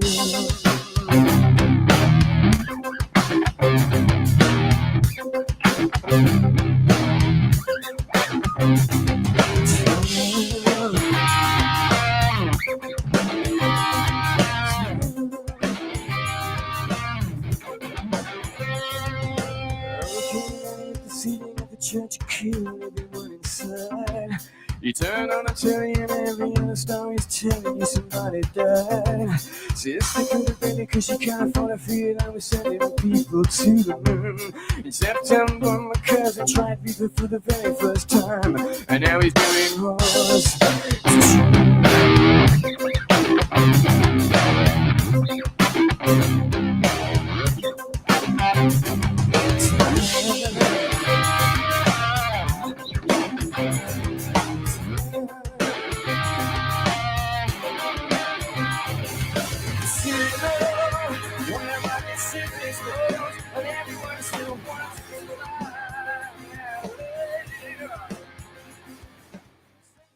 What's going on, everybody? It's the Gorilla Underground. Give me a second so you guys can see me again. My name is Billy Ray Valentine. Thank you for tuning in. We have 150 people watching right now. We have people on X, and there are some people over on the YouTube channel. We really appreciate you. We're going to try to drop the link in here before the end of the broadcast, maybe in the third hour. Jeremy's back. I see him backstage. Let's see if we can get this to happen. What's up, buddy? Not much. How do I sound? Sound fantastic, sir. All right. Yeah, man. All the stuff you were laying out is very important, man. And I want people to hear it as clearly as possible. You were talking about the Florida election. I mean, Florida in 2000. Yeah, and you pointed out that Roger Stone was part of that. Right. And that's very true. And you know who else is part of that is, I believe, 3 of our Supreme Court justices, including the Chief Justice Roberts, they were all part of that 2000 Bush team in terms of the lawfare of all of that. So this goes way back. And so I guess my point is that at almost every step along the way, that sometimes the Democrats would make certain kinds of protests, but it would usually publicly be mainly about voter suppression, right? Which is also a thing. Obviously, that's one of the reasons why the Trump people wanted to make mail-in ballots illegal. Basically, it was to suppress votes ultimately. But, you know, when it came up to 2000 and 2004, there were a few Democrats in 2004 who were actually trying to take the case about Ohio, and that there was very clearly organized election fraud that very likely swung the election to Bush from Kerry. And Kerry himself, who at that point would have been considered the leader of the Democratic Party, it came out a decade later on public radio that Kerry and his people themselves sort of had some knowledge, at least some awareness, that they had the election stolen from them. And more importantly, not from them, but from their voters, from the American voters. And they never even mentioned a public word about it until 10 years later. And so there's been this that's why I sort of consider the Democrats and the Republicans to be involved in some kind of RICO, organized criminal operation of some sort. And it's not just because they both have these deep ties to organized crime and the mobligarchs and all of that kind of thing, but also because that they are engaged in a seditious approach to American electoral democracy. This was not in the framing about having a party kind of system, especially a two-party system. And so they remain gamblers at a table, at a rigged table, that are both at the very base level unwilling to actually expose the truth, other than when Donald Trump and Bannon and Stone come in to try to sort of turn over the table. Agreed 100. And it's part of something that I say quite often. I'm like, well, why are they? Because people are like, oh, well, you know, they rigged the 2020 election. I'm like, why would they have to rig a system that's already rigged in so many different ways? You know, so what you've laid out here is very important, man. And I haven't dabbled so much into it because of that issue that I laid out initially. Is like, you know, I am, and I've been since 2020 open about my, you know, I've openly critiqued the whole 2020 was a stolen election for Donald Trump openly, and people in the alt media can't come to terms with that. They just cannot, for whatever reason. You know, like they can't figure out how Donald Trump would have actually lost an election. You know, it's not clear to me how Donald Trump actually won an election yet. You know, and I would, you know, leading up to 2020, he's popular. I understand he's a popular, you know, cultural figure. Yeah, right. He's probably the most famous person on earth. That doesn't indicate popularity. It just he's known, right? But how he's at a 37% right now in approval rating here in the United States. That's very, very low. But yes, there are a lot of people. The base of the MAGA base is strong, and there are a lot of them. And to them, he's more than popular. He is a godlike figure, you know, and that's part of the Christian nationalism. And I think it's in large part what continues to push him in the forefront, right? And what's got him, part of what's got him elected, you know, and I want to discuss that to a degree. Listen, it is 8:30. I have half an hour with you before I got to bring in somebody else. And hopefully we can pull this off. I asked Jeremy if he can join us once a month for a discussion. And he said he would. Let's see if we can make it happen. That, you know, that we both we're busy. We got stuff to do. So I'd love for that to happen. And whenever you're ready to come on, I would always love to have you. And we should flesh out more of what you named the organization that's actively looking into it. I had read about it, but I didn't commit it to memory. What's the name of the organization? I think it's called the Election Truth Alliance. Mm-hmm. The Election Truth Alliance. No, I read about them. So yeah, I think that's what it is. And we'll talk about it and flesh it out a little more. I've been gun shy myself about going there, you know, with this. But if the evidence points in that direction, we should look at it. Absolutely. You wanted to discuss ICE. I want to get that out. I want to talk about ICE. I do a show called America Unplugged on Saturdays with Don Jeffries and Tony Arterburn, and Don in particular says nothing is going on. He's like, nothing is happening throughout the United States. And it frustrates me to no end, you know, because I'm like, are you paying attention, you know, to what's going on with ICE, the secret police, you know, masked men running around, intimidating American citizens, at times arresting American citizens. You are guilty before proven innocent. At this point, if you are walking the streets of the United States, in particular in blue cities, but it's all over, right? It's not just for blue cities. It's coming to you. It's going to knock on your door. What did you want to talk about concerning ICE, sir? Yeah. Exactly that. And that there is something big underneath all of this. And yes, it's been targeted on blue states, blue cities, and that's for political reasons largely, maybe not just, but that's largely right. Why it's been done like that. But underneath all of this is of course, the standard Trump pump and dump slop kind of op, where like as they are undermining some of the basic constitutional structures of the country for what they proclaim to be a popular issue, let's say, in terms of the way they portrayed this was violent, criminal, undocumented immigrants, basically, was the focus on this. And that is a pretty consensus issue in many ways for most Americans. Why not? Why not target folks who are, doing violence, right? But what's really underneath all of this is, first of all, there's a big money-making operation going on. We saw this right as Trump 2 was coming in.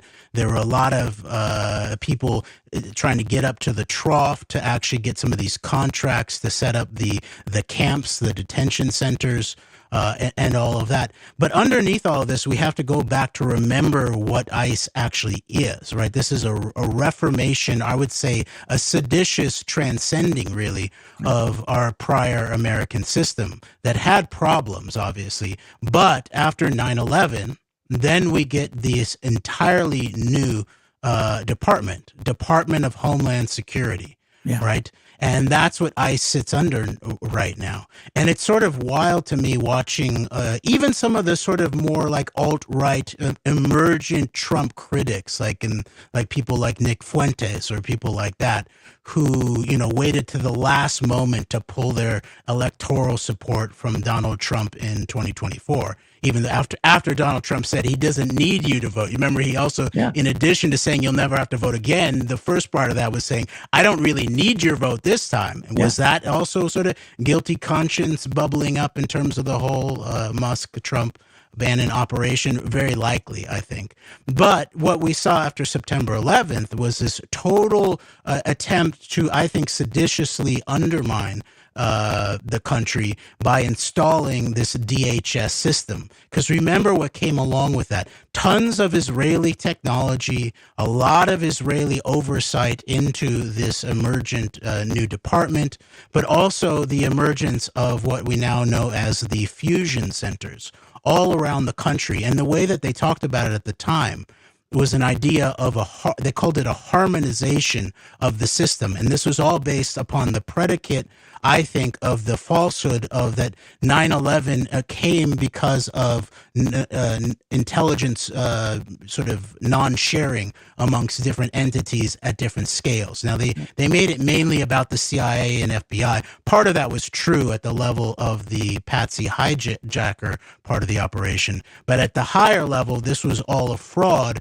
And then it was used to then perpetrate this new seditious, I think, overthrow of it, basically implanting what would now then emerge as a domestic army, really. And that's what we're seeing. The big, beautiful so-called bill of Trump basically turned DHS into one of the biggest standing militaries on its own in the entire world. Okay. And now when you then package that with all of the the anti-First Amendment stuff that we've seen, especially in relationship to Israel-Palestine, the Gaza genocide, people speaking out against that in the United States over the last 2 years, and then post Charlie Kirk's assassination, where especially the Steve Miller wing of the Trump regime started escalating this idea of we're going to actually sort of go after the entire enemy within network, and you get into a very dangerous spot. And my last point, just going back to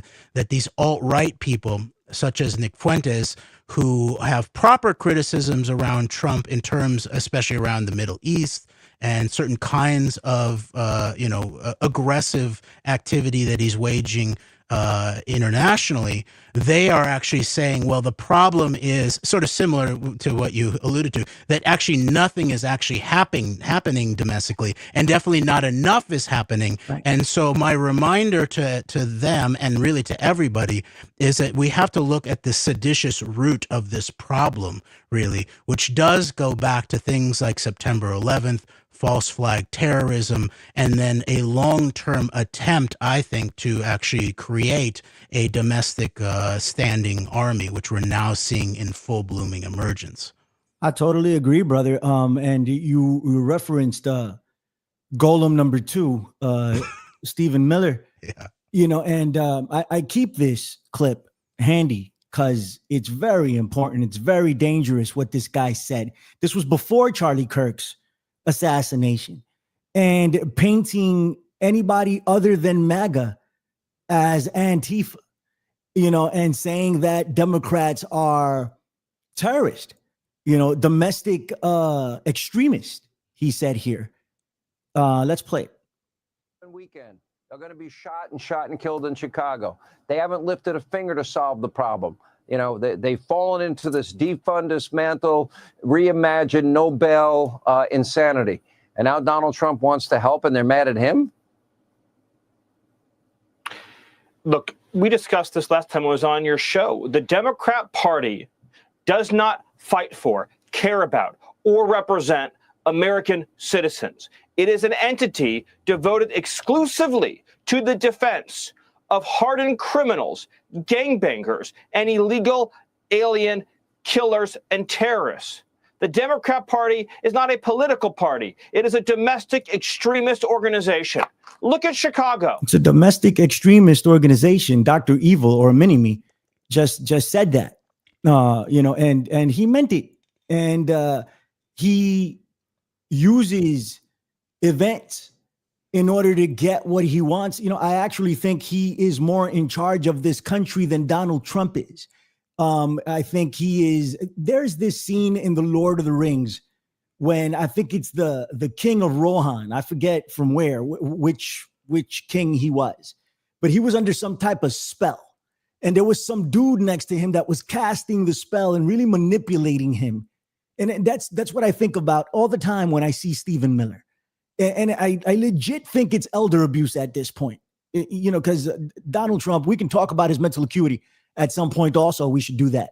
But this is the guy controlling a lot of the policy that you see, definitely with ICE, but other domestic policies as far as invading the cities of the United States. I think it comes straight from him and has his fingerprints all over. The pseudo law, the reinterpretation of laws that are on the books already.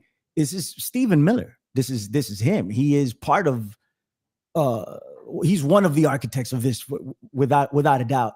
So, I mean, they've laid this out already. They've communicated it. And this is part of my frustration, Jeremy.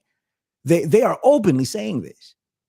And people still grasp for some type of validation for their own thoughts, their own narratives, whatever makes them comfortable. I don't know what to do to snap people out of that. And I know I'm going off on something else, but I want to go back to Stephen Miller. You made reference to it, so I wanted to play this clip. Go ahead. Give me your thoughts on this. I'm glad you did, because I think you're right that if there's a domestic czar in many ways, a sort of the chief operator, then in this second Trump regime, it's definitely Stephen Miller. Right. But a lot of this, it definitely also includes Trump. He knows where his bread is buttered. First of all, he has his own self-interest. He has his own kind of politics in the world. And what they're really doing is carrying out a much bigger, longer-term operation. So in the domestic context, the way that we described the 11/9 operation going back to 2016 was that it emerged domestically amongst a troika of highly seditious organizations, some of them which actually have very foreign backgrounds, or at least intersections. And those three are the Federalist Society, right? They're the ones, who have run the overtaking of the justice system and the judges and especially the Trump Supreme Court, right? Then you have the Heritage Foundation. This is where Russ Vought, who now is probably the most powerful, let's call him a deep state operator at this point, or at least the head of the administrative state at this point is Russ Vought at the Office of Management and Budget. And he comes straight out of Heritage Foundation, Project 2025, that Trump tried to lie about and deceive about whether it even mattered, whether he even knew about it, sort of like he never knew Jeffrey Epstein or something like that. And then third, of course, the CNP, the Council for National Policy, which has been ramping up for a long, long time. And so this is actually the sort of institutional troika that's part of this macro seditious operation here in the country. And then last thing I wanted to say about Stephen Miller, I'm glad you played that clip, because then after the assassination of Charlie Kirk, when he came out publicly with this plan based on that kind of inflammatory rhetoric that you just played from him, basically saying that anyone who is maybe against the Trump regime is a domestic terrorist, right? And I'll just remind people again, the fact that they've ramped up ICE and DHS now under this idea of domestic terrorism, while also then ramping up the newly renamed Department of War in what they're saying is a war on drugs and sort of extrajudicial assassination of people on boats around Venezuela and all of that, is a reminder that all of these structures have been growing. And it was the sort of bipartisan RICO operation were all part of it in their own ways, from George Bush helped allowing 9/11 to happen at the very least, and then basically rolling out the clean break wars on the back of that. Obama then instituting the idea of the kill list, and we're not going to torture folks. We don't want to torture folks. Right. We're just going to assassinate them, including American citizens, right? So that was part of amping up all of this. And then of course Trump, then Biden and the Gaza genocide, and then Trump too. And the piece I wanted to point out is that after Charlie Kirk's assassination, Miller then came on, I think it was actually maybe MSNBC, and he was doing an interview, and it looked like it got cut off, like he got the word that he'd let something slip. And it was this idea of, we believe we have plenary power, right? Which is really at the sort of right at the top of what we've known for a couple of decades now, is this idea of the unitary executive, that they want to turn the United States into some kind of executive autocracy or a corporatocracy as the model in many ways. And this is what they mean by plenary powers, that that the executive ultimately has power to do whatever they want unless it can be shown that they can be stopped by any other power. And of course, what we saw in the Supreme Court ramp up to Trump 2 was the Supreme Court basically sort of retroactively casting back to saying that a president in any kind of official capacity, it has to be shown that there is, at the very least, there's some kind of thing that the president is doing that at the very least he believes is part of his public officialdom as a president, as an oath sworn president, but that anything there that's done under that kind of plenary power, unitary executive power, is ultimately unpunishable. It's sort of trans-constitutional, and it ultimately can never be held to account by the courts. Preemptively, it cannot be held to account by courts. Right. No, you're absolutely right. I remember when they passed that ruling, I was like, oh my God, what's going on here? You know, it's giving them cover for a lot of things. And I want to ask you a couple of questions based on that. First off, I want to play a clip of Donald Trump. And I was going to save this for later, but you mentioned something about Obama, and he was talking about just outright killing people. Donald Trump has just done the same thing this week, and I thought it was something worth playing today. I was going to get to it at some point. I didn't mean to play it now, but since you mentioned Obama, we can talk about Trump talking about just killing people at the high seas. Hold on for a second. And Mr. President, if you are declaring war against these cartels and Congress is likely to approve of that process, why not just ask for a declaration of war? Well, I don't think we're going to necessarily ask for a declaration of war. I think we're just going to kill people that are bringing drugs into our country. Okay, we're going to kill them. You know, they're going to be like dead. Okay. That was, epic right there. Like, we're going to kill them like dead. It's like, I thought I was watching, an AI video, but I wasn't. It's real, and so this continues. And to some point, he has a point to some extent. Like, if he were making the case for himself, is like, yeah, we've been the war on drugs, especially then the amplification of the so-called war on terror ultimately became the place where, it was recognized that the president had some kind of extrajudicial right to kill even American citizens anywhere around the world. And now the question of whether that would include in the post 9/11 so-called homeland has never quite been adjudicated properly. But I think we're heading into that realm now of where this begins to play out. But Trump's basically saying, look, he could have just said, look, Obama did it in terms of the war on terror.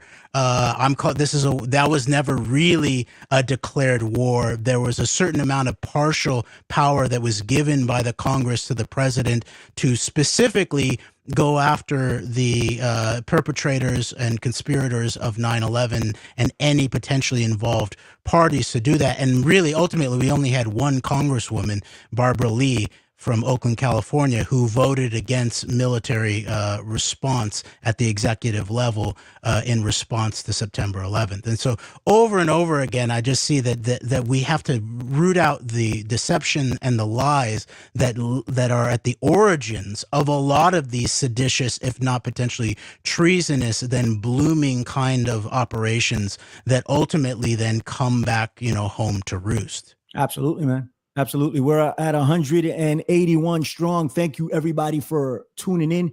We have more of a show for you. We got 15 minutes left, Jeremy. I want to talk about the president of peace.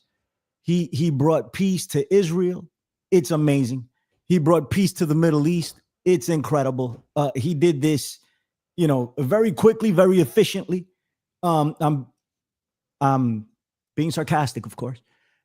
Just to put that out there.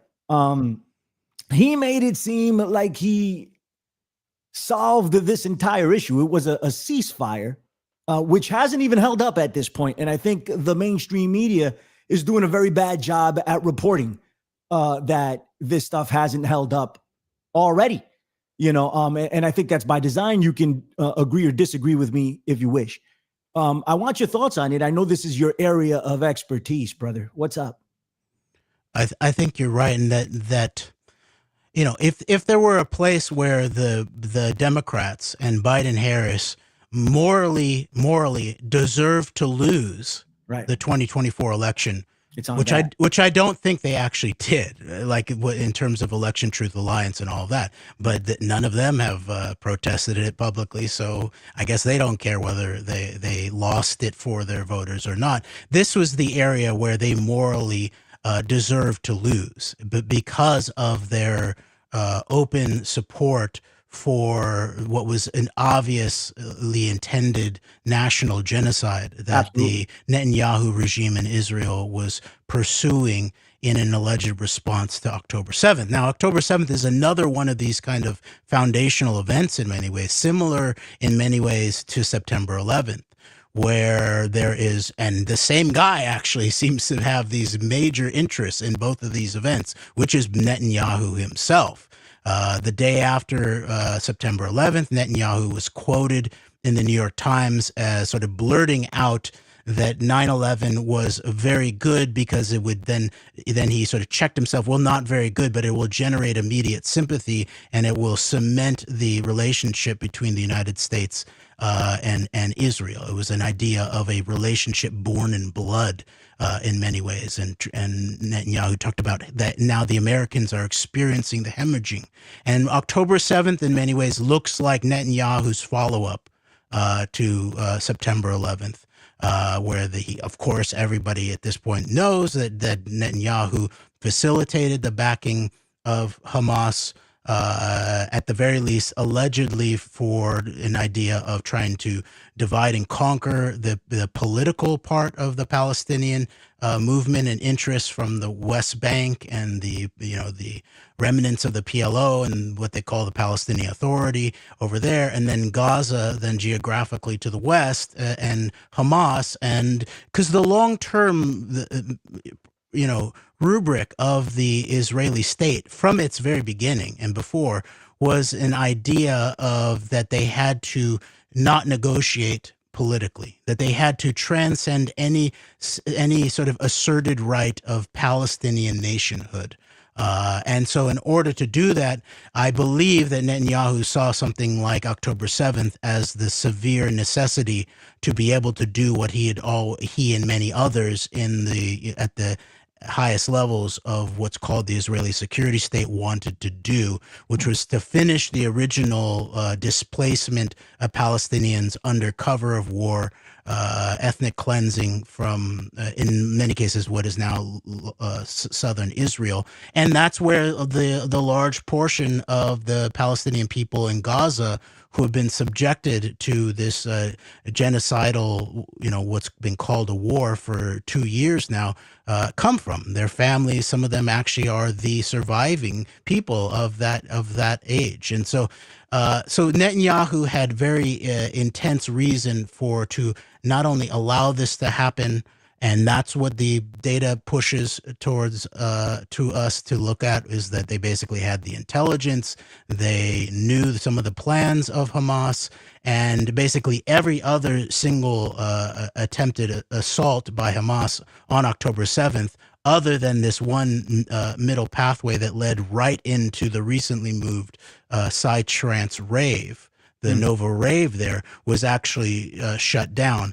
And in a very similar fashion to previous rounds between Netanyahu's regime and Hamas, Netanyahu, it looks like, worked at the very least, if not tasked, one of his most terrorist members of his government, Ben Gvir, to go incite in Jerusalem specifically. And in the immediate wake of that, then 2 battalions of Israeli soldiers were moved from the Gaza envelope away toward the West Bank. And that then not only created the sort of pretext for a security failure to happen, but it also actually did help the security failure happen. And then similar to September 11th, where there were planes, there were hijackers, Now, I believe that they were actually very likely hijacked. The hijackers were hijacked themselves by this very similar Israeli military intelligence cell that Netanyahu represents. And then that was the targets were made sure to be hit. But then all of it is then amplified in terms of death and destruction by things like Ground Zero, the very obvious demolition, very high-powered demolitions of the World Trade Center buildings. And we saw this in relationship to what we now know as the Mass Hannibal Directive on October 7th, where the Israeli military was actually tasked to sort of shoot up sort of willy-nilly whether people were Israelis or Palestinians, Hamas, or anything like that. And that actually sort of escalated the death toll and the death and destruction that was seen, especially on cars and things like that. So that's October 7th. We now see some kind of an alleged ceasefire happening. As you pointed out, it's way rougher than most of the media is really willing to cover at this point. And as you know, the Palestinian sphere has said for years, a ceasefire with the Israelis is the Palestinians cease and the Israelis fire. And that's really what we've continued to see in many ways. And then my final point in terms of this is all very much hooked in with the coming of the second Trump regime. This obviously comes on the back of the Abraham Accords. It also comes on the back of the Trump-Kushner-Netanyahu attempt to basically, in Netanyahu's word, transcend the Palestinian problem by creating a new Palestine, which is really not a state, not a nation state, but really some kind of corporatist protectorate, first and foremost under so-called Israeli security, but then also, as we're now sort of seeing on TV news all around the world at this point, a place for Trump and his buddies, whether they're in the United Arab Emirates or Saudi Arabia, but also much closer to home, like Kushner and Witkoff, for their billionaire buddies to come in and basically do some kind of big real estate operation and a great parcel of land. And then maybe the Palestinians will have, some of them, if they act right, they'll have a place at that table. But this was all then orchestrated as part of the 2024 election in many ways. And, you know, this is why I've sort of called October 7th something acting like an October surprise in terms of the American electoral system, but a year earlier. And our previous big October surprise was obviously the Carter-Reagan election that then culminates in on the 444th day of the Iran hostage crisis, which, by the way, go look at the work of Farah Mansour, an Israeli dissident, who basically says that the entirety of the sort of what became, at least, of the Iranian Revolution was largely managed and handled by sort of cowboy rogue CIA elements all the way up to like the Bush network to some extent. But at the lower levels, this was all done too to basically say, see, Jimmy Carter's weak, he can't release the hostages. Bam, 444 days later, on the day of Reagan's inauguration, I believe, the hostages are released. And we had something very similar happen with this incoming second Trump regime, is that that was the first big thing. A few more hostages were released right when he comes in. And then this deal, this alleged ceasefire deal or peace deal that's come in, most all of this had been on the table for at least a year, if not more than a year, Yeah, really. they said that Biden actually offered the same. I don't know how true this is, but they said they offered the same deal and it was rejected. That Donald Trump called up Netanyahu and told him not to because it would be detrimental to re-election hopes. I don't know how true that is, but that's what I read in the mainstream. Go ahead. No, you're right. And Netanyahu and Trump met at Mar-a-Lago. While the Biden-Harris, although the way the Biden-Harris administration had basically, I believe, morally failed and enabled the Netanyahu and his genocide, was that they were said to have given a bear hug to Netanyahu. in Israel. Biden goes to Israel to actually hug Netanyahu and warn the Israeli people of how we as the American people had sort of driven ourselves into a ditch after September 11th by letting revenge get to us rather than proper logical response to something like a terrorist event. But then ultimately, then, the Biden Harris were trying to make some things like a ceasefire. They tried to push the Israelis and keep them from, going into full on assaults in certain areas. And they never leveraged American power in any substantial way to do that. And so Netanyahu and Trump took advantage of this very weak, in this way, American executive and ultimately undermined them. And Trump and Netanyahu have been collaborators for a long, long time. Netanyahu helped bring Trump in the very first time. Trump helped support Netanyahu in one of his reelection campaigns. So they were, collaborating throughout this, and they did work to try to undermine any potential American attempt to actually get a hostage release, maybe what you would call prisoner trade of some sort, and a potential working ceasefire, in order then for this whole thing then to be hung, in this case, rightfully around the necks of Biden Harris. And so my last point is that Harris has now been going around on her book tour. She admits tiny bits of certain kinds of things about how she was undermined by the Biden people when she wanted to separate herself out, maybe on this policy.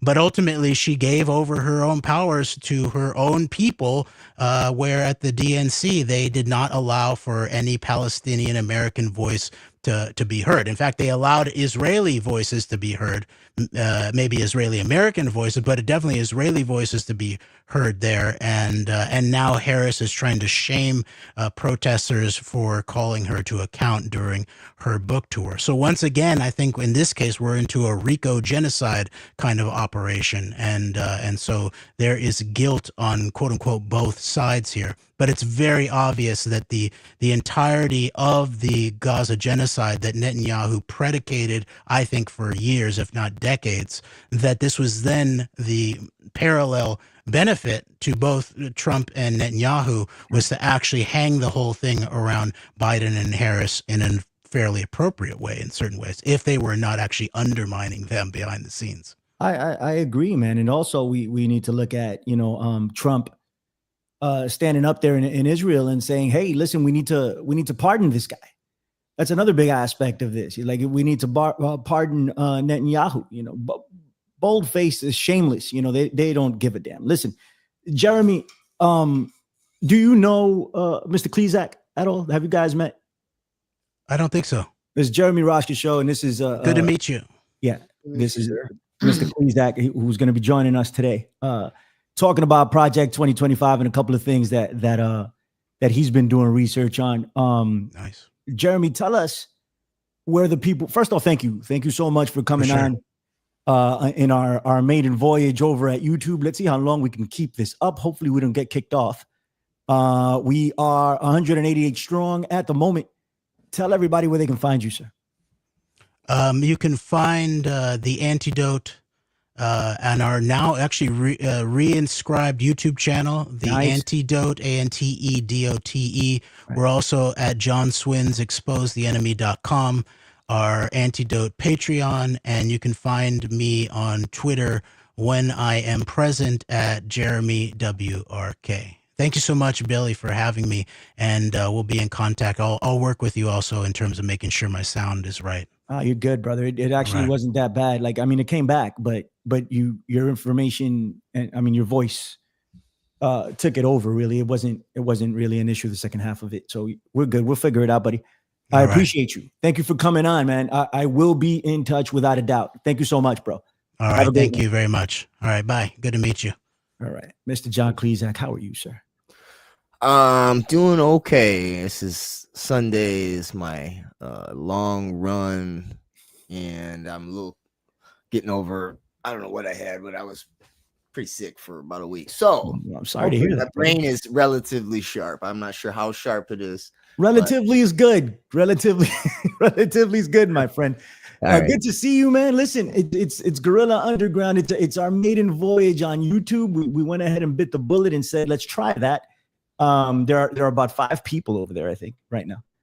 Okay. What's up to you guys, whomever you are? Thank you for being over there. We have about 40 subs, I think. We need 100. Let's go to 100. I need your help. We have 190 strong right now. On X and YouTube combined. What's up to all of you? I will go to the chat before we are done here. This is also going to go up on the infinitefringe.podbeam.com stream, which is probably going to be renamed Gorilla Underground. But to the people that are still over there, you're going to get some of this. Mr. Klezak, man, you've been busy, sir. As per normal, we've been trying to make this work. I got sick, and it didn't happen, and then life got in the way. But I'm happy that you're here. I want to discuss. I want to get your thoughts on current events too, but we can do that after this. I do want to discuss your article. Let me pull it up. There's one part of it that I really want to get into, but this is from Project 2025 to the PayPal presidency. That's a hell of a title.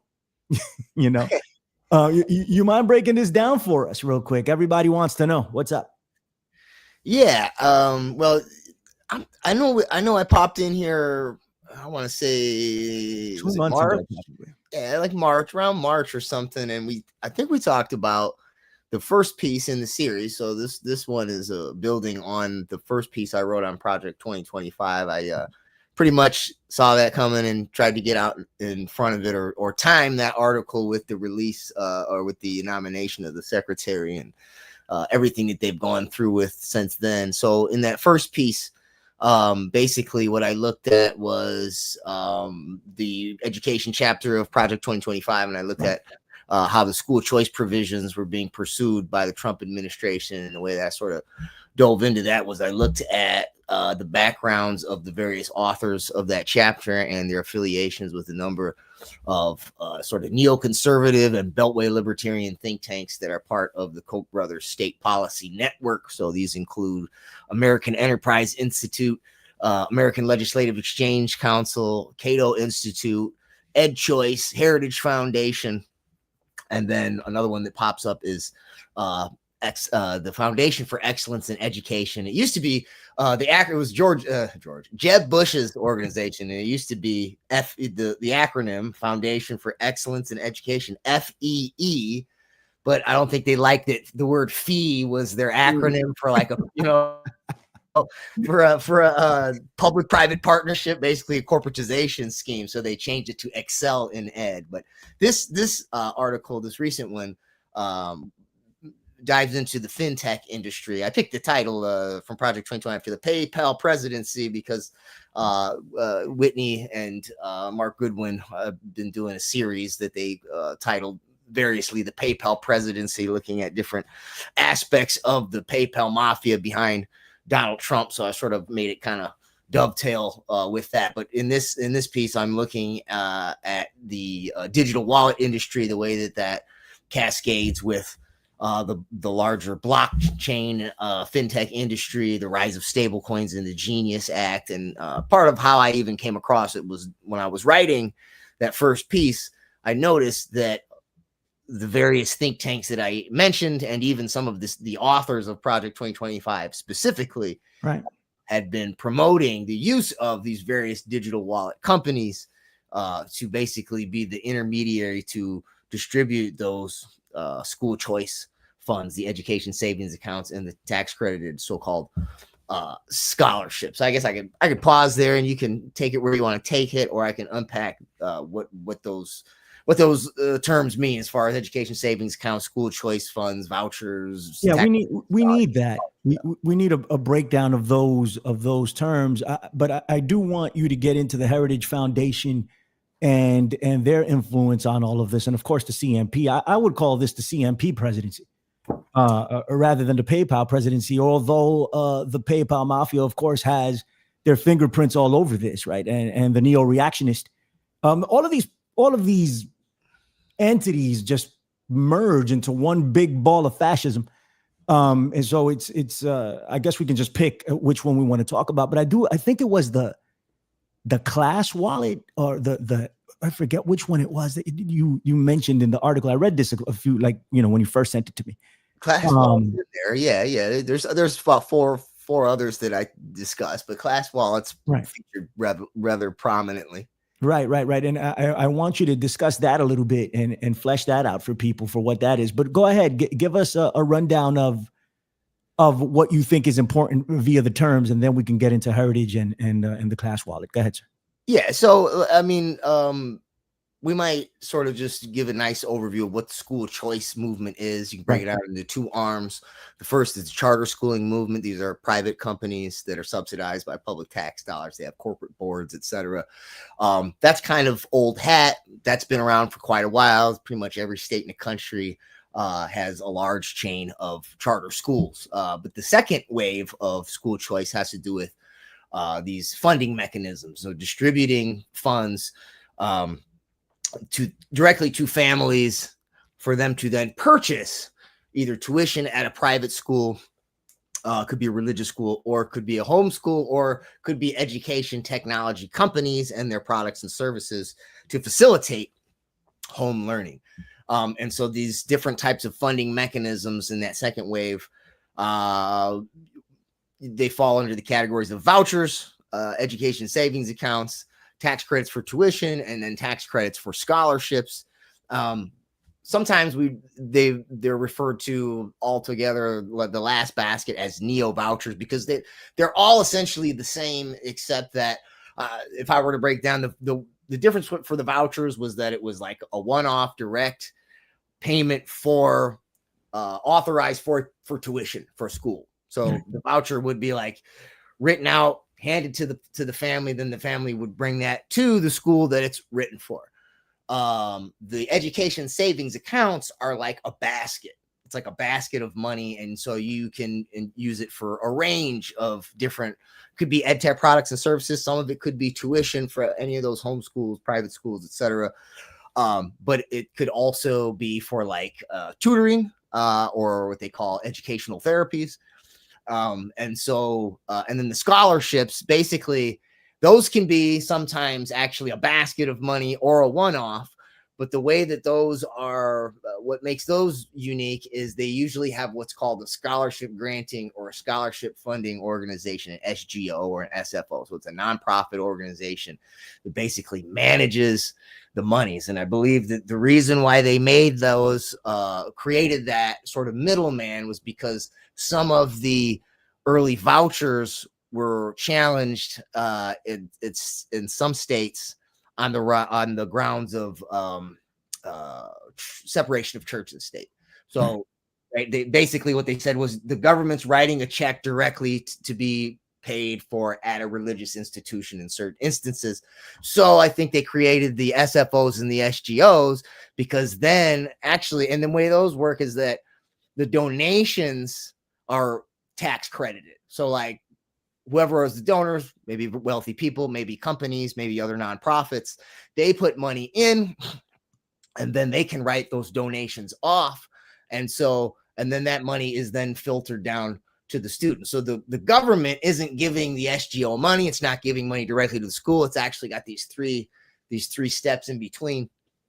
And that's basically how they're going to try to skirt that. So if all that is way too confusing, like, I think a nice heuristic or shorthand for all of them is vouchers and neo vouchers, right? These different forms in which public tax dollars are getting funneled into these various private companies. If you want, I can jump into the heritage thing here, or should I pause and let you kind of?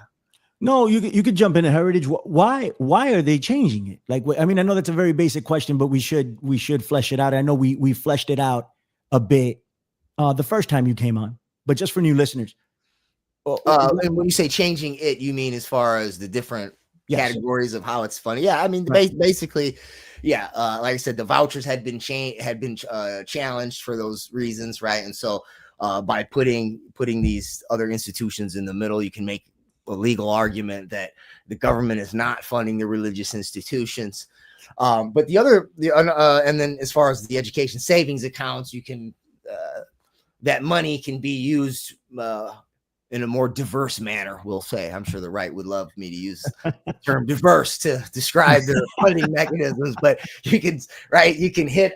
There's a lot more people that can get a piece of that pie, I guess, that money. But there's another instance as well. Another example for the SGOs and the SFOs is that a lot of these are actually impact investment firms, organizations. So impact investment, basically in education, the main impact investment schemes known as Pay for Success. There's provisions for this in the Every Student Succeeds Act, which is basically the main federal bill that governs public education. And basically the way the impact investments work is the impact investment firm, they put up money up front to help achieve certain outcomes. Obviously for education, it's education, but there's impact investing in other spheres of the economy as well. So they could be health outcomes, it could be workforce outcomes. Sometimes these can actually dovetail together. And basically, so they put this money up front. And if the student or the patient or whoever is the recipient of the money, if they can achieve those outcomes, then they will get that money back to the degree that they've met the outcome. So if they fulfill all the outcomes, they can get all that money back from the government. If they exceed the outcomes, they can actually make a profit. And I don't want to digress into something that's kind of tangential, but actually is related. But maybe we'll come back to it. Let's do it. Come on. So there's a company that is basically took a big chunk of my tutoring hours at one of the schools where I tutor. So it's called Upswing, and it's got an AI bot, and it does mental health in addition to the education. But what is germane to the whole impact investing was I decided to look up the company to see, like, okay, well, never heard of this company. Like, who funds this thing? And it's a bunch of venture capital firms, which is germane, related, pertinent, because when we talk about these digital wallet companies, these are all funded by various venture capital firms, many of which some like Andreessen Horowitz is directly in the Thiel orbit, but some of them are more a little like on the outskirts, but they also have like overlapping portfolios. But there's also impact investment firms that run that finance Upswing. Right. Upswing, and one of them is social finance, and actually social finance I discussed in the previous article that we discussed. The first one, Trump Ed 2025, Trump's 2025. Right. Forget the subtitle to that one, but that one is mentioned in there. And if my memory serves me correctly, that social finance project was a collaboration between some Koch brothers institution, maybe it was Stand Together Trust or the Stand Together nonprofit, maybe it was the Charles Koch Foundation. If you go to the article, you'll find it. But it was a partnership between social finance, one of those Koch companies or institutions, and I think Google was another one. So so it was just a nice little example of the ways in which these things are popping up on my doorstep now. Well, thank you for breaking that down, man. Let's talk about the Heritage Foundation, and of course the Heritage Foundation was instrumental in Project 2025. They've been at this for quite some time. They've been trying to get this done even before the Project 2025 came together. And the Heritage Foundation is intimately involved with the CMP, right? The CMP is probably the parent company of what the Heritage Foundation is. Like, the Heritage Foundation, for some reason, has more visibility. It is more known amongst the mainstream than the CMP is, but they're intimately involved, in my opinion. So talk about what the Heritage Foundation is trying to achieve here and why. And then I want to get into this graph you have here. This what do we call it? It says generating credit scores with algorithms, because you talked about credit scores and how that's going to impact all of this. And I do want to discuss that. So go ahead, sir. Yeah. So Heritage Foundation is basically the head of the entire Project 2025 initiative. Right. As you know, Heritage Foundation, if my memory serves me correctly, was set up by Paul Weyrich Yeah. And Paul Weyrich was one of the guys that also set up the Council for National Policy and also the American Legislative Exchange Council, which was ALEC, which I mentioned was part of the State Policy Network. It was actually a member of the Project 2025 Advisory Board as well.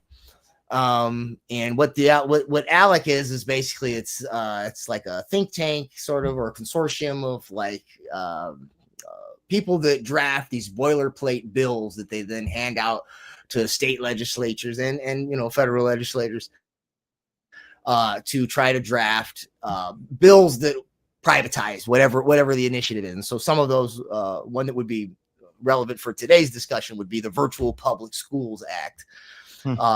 Was created I can't remember quite when, but if you get a copy of my book, the dates are in there. But on their education task force, they had companies like K-12 Inc. on there. So K-12 Inc. was like the first nationwide charter school, and that was set up by Bill Bennett, Secretary of Education Bill Bennett. And Bill Bennett is, I'm pretty sure, if my memory serves me correctly, he's Council for National Policy.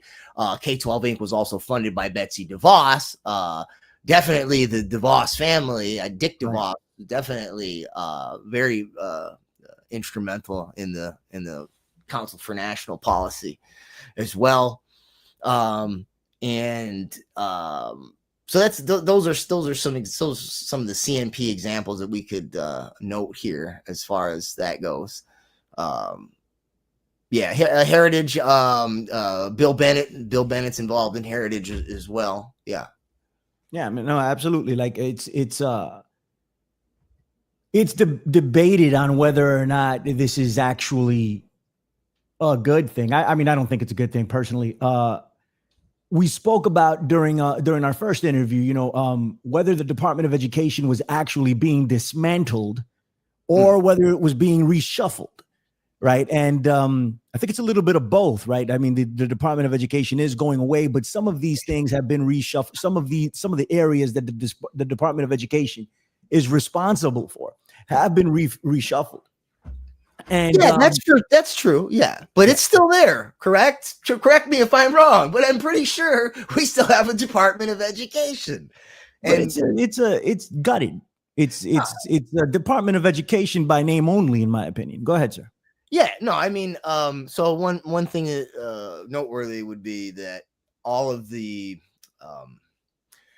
the stuff like IDEA, Individual with Disabilities Education Act. Okay, basically all of the disability services that are federal have been moved to the Department, HHS, Department of Health and Human Services. But that's entirely within the provisions of the Department of Education Organization Act. It says in there, I had, these are like, we're going back to that other article. So like I have notes for this article. So like, right. It's hard for me to get dates and particulars. You're good. Go ahead. But whatever section it is, I looked it up, and it's on my Twitter as well. If you go through there, if you scroll down far enough, you'll see where I screenshot it and say that this is entirely within the provisions of the Department of Education Organization Act, which was passed in 1979.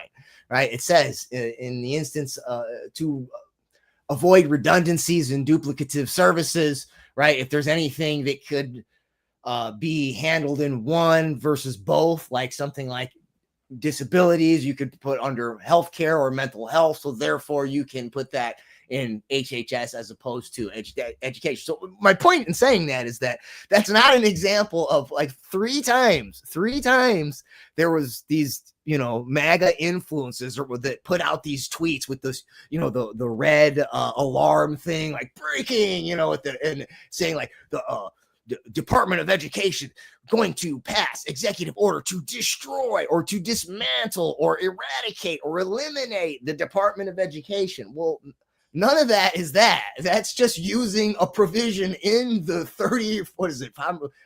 80, about 40-year-old bill, almost 45-year-old bill Like, so, and like they kept pushing it like the Department of Education was going to go away. And like I said, every time it's not going away. It's still here. They're just going to reshuffle things. Like they need a federal agency to handle it. And even if they, and what they've done is, what they could have done, which we discussed, right? And I had a whole list of the different offices and where they were to go as far as the Office for Civil Rights and HHS. And I think some stuff was supposed to go to DOJ for, things like that. Like, they've really only moved the idea stuff. They got rid of the Institute for Education Sciences for the most part. They basically gutted all of it. But I think all that has to do with it. That was largely for keeping data. And I think that they know that, as they privatize stuff, most of that data, as we can discuss here, getting back to the article or this one, is that a lot of that data is just going to be sort of, they like the word decentralized. I think a better phrase is distributed, because it's ultimately, it's not centralized in the sense that it's all one entity or one company. But, right, like when you have this distributed infrastructure between digital wallets and stable coins and ed tech analytics, and then you have something like Palantir, that with their ontology or their foundry, that can aggregate everything, right? Like you're eventually all that stuff gets centralized, and the end game here is to put it on a digital ID, and then to upload it into a social credit database. And that's ultimately what I want to discuss. Yeah. So hold that. Right. But as far as the Department of Education itself, right, they just finished gutting the special education aspect of it. Like whomever worked in that department is gone. Right. And I know they took that and gave it to Kennedy. Right. They put it under Kennedy. So he's overseeing it now, Health and Human Services. But wouldn't that mean that eventually there will be nothing for the Department of Education to do if all their main functions are being shuffled to other government entities? And to be quite honest, as long as the funding continues for a lot of this stuff, it doesn't maybe it does matter where it comes from, but at least the funding continues under HHS. Maybe we'll take that, or at least we can work with that rather than they just shutting it down altogether. But it looks to me like they're moving to have this gone. That's what they're saying, right? Donald Trump said that Linda McMahon was supposed to work herself out of a position. And Linda McMahon has openly said that that's what she aims to do. She is very unqualified and incompetent, of course. So she might not be able to work herself out of a position. She may not be able to do that. But that's what the goal is. So once everything has been redistributed, what is there for the Department of Education to do? Do you think it will survive in any form? Their whole argument is that it's unconstitutional and it shouldn't exist. Go ahead, sir. Yeah, I think a lot of that is just hype, though. As far as like, is it hype that it's happening? It's actually happening. No, it's hype. What part of it is hype? That they want to get rid of the actual Department of Education. So like what will they do? They just want to reorganize it. They just want to restructure, which is what the name of the bill that they were going to propose for that in Project 2020. They said they were going to propose a Department of Education Reorganization Act, not Dismantling Act, not Abolishment Act, right? Like, and I'm not saying that, things aren't, that they don't want to gut, a lot of the funding for sure. Well, I hope not. And I'm not saying that, but I'm saying that like they still want to have some form of federal enforcement of who's allowed to get school choice monies, what they're allowed to use that for, and then having compulsory education period, like forcing you to go to school, and then forcing you to use these monies for these particular products and services, and then wedging into the impact investment and all the data extraction, like that's so they want a federal agency to manage that as much as they need. a federal agency to do so. Right. So, Right. but as far as like, when I say it's hype, I mean, like they have been selling it, especially to like, the sort of libertarian, type people, or people that, that libertarian political policies speak to, that have an affinity for that. Like they're selling it like they're going to get rid of all government education. That's not happening. Oh no, that's not happening. Okay, we can agree on that 100%. That's not happening. I think what will eventually happen is that the Department of Education itself will not have a function, because all the functions will be redistributed. So I think that that's what's going to happen eventually, if they get their way, and they're already 50% almost in accomplishing the goals of Project 2025. So if everything is redistributed, there'll be nothing for the actual Department of Education to do. Is that going to end the schooling system of the United States? No, it's not. Right? That's not going to happen. But I don't think the Department of Education is. What am I wrong about here? Like, what are they going to do if all of their functions are redistributed? Why would they need to remain? Why are they going to remain? Well, at the very least, I mean, it's the funding mechanism, essentially. Like, I mean, I suppose you could, and some states do that. They actually have Department of Revenue or the Treasury actually like distribute the school choice fund. So I guess you could just have Treasury, but I mean, like, in order to, so when we get to the digital wallet stuff, right? The whole idea of why they want to use the digital wallets is that, they want to prevent waste, fraud, and abuse.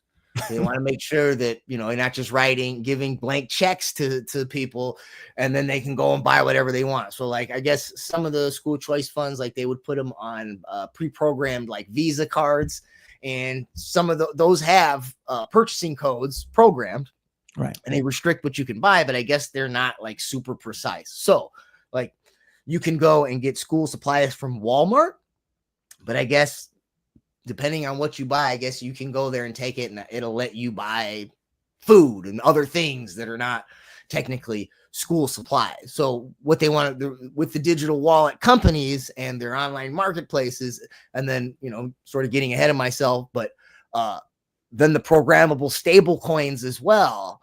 Now you can make sure that everything is authenticated properly, that only the funds that are distributed, that they can only go to the authorized schools, educational products and services.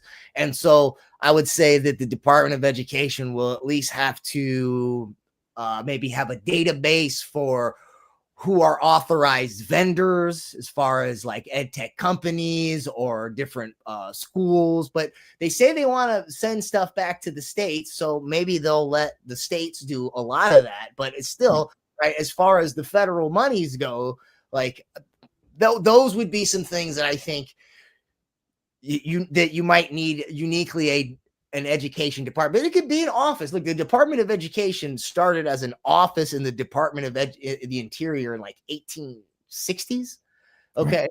And then it stayed there for a long time. And then we finally had a federal Department of Health, Education, and Welfare. So if you know that it was all three of those, they all had their own office. And then when they did in 79, the Department of Education Organization Act, they just took education, made it its own department, and then Health and Welfare became Health and Human Services. Okay. And then, so what I'm saying is that the shuffling that even if they were to shuffle most stuff to HHS, and it would still be akin or in alignment with what they had prior to the Department of Education, which was HEW. Right. And so I just, yeah. So that's, if they would do anything, if there would be something left for it to do, it would be something like that. But do you know what the bulk of the Department of Education funds goes to? It's like 2/3 of it. What's that? It's student, it's college loans, right, and FAFSA, college loans, Perkins grants, things like that. It's like the budget for the Department of Education is like 230 billion was the last time I checked. Right. I think that would have been last year. And at the top of that, the largest chunk of it, It's on transparency.gov. It's a terrible website because like it's supposed to be, it's like, it's called transparent. I think it's transparency.gov. It's like this was set up during the Obama years to like be transparent and show you where the monies go. But it's like, when I look at it, I know that like, okay, there's several other offices. If I had my list in front of me, oh, it's right here. Like Office of Special Education, Office of Career and Technical Adult Education. All those aren't listed in the graph that they provide. All right. So what I'm just saying is like, it's not exhaustive. Like they have things in very general categories, but one of the largest one is like, I don't know if that's all FAFSA federal grants, if some of it's Perkins loans, if it's right, the subsidized loan program, if it's both together, but all of that, I'm guessing it's probably all of it. It's like, it's 100, I said it's like 2/3, like 160 billion or 170 billion or something. Right. Okay. So most of that stuff is for basically getting people into college after they've already graduated through, K through 12. What's left over is for K through 12, which is not a whole lot of money. Right. So, I'll just touch on one other thing that I didn't write about, but I did note in the piece was that, and McMahon has emphasized this on multiple occasions since, that they want to take some of that money and instead of just giving it to for college tuition for like a credit bearing degrees. This might actually, I keep going. I'm stepping off camera, but I'm listening. Keep going. Okay. Yeah. I mean, this one I might, might not, if you're going to have $160 billion going out to get people into higher education, it might not be a bad idea to allow some of that money to go to the actual like workforce training type classes right? Especially like community college classes. I'll give you an example. Like, okay, there's credit bearing classes that give you college credit towards, could be 2-year, 4-year degree, whatever, but it's like, right, you're going to get either an associate's or a bachelor's and it's credits towards that. Then they have other classes, usually in the adult education department or something like that.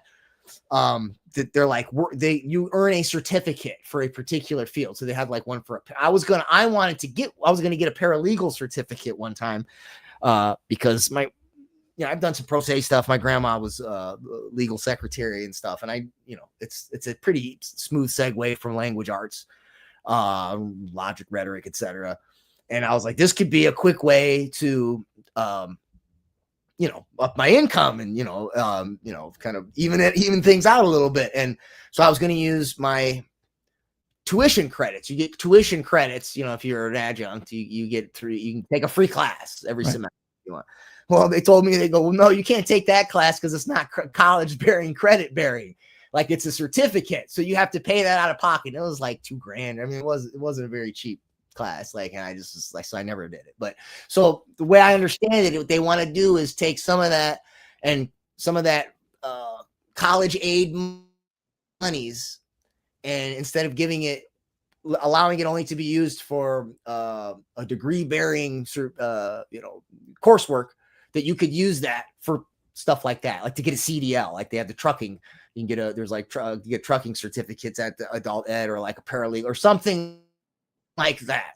Like, right. So maybe that's part of what could also, what might also be left. And then, you'll over time, you have to have, especially if that's the direction they go with the workforce training, you're going to have some kind of a board to oversee, like what's the in-demand industries, who are we partnering with, who's on the list that we authorize to receive these grant monies and things of that nature. But I will agree that a lot of it, yes, could be funneled into basically health and human services, right, and Department of Labor as well. Of course, there's different places they can throw everything at, and that seems to be what they're doing.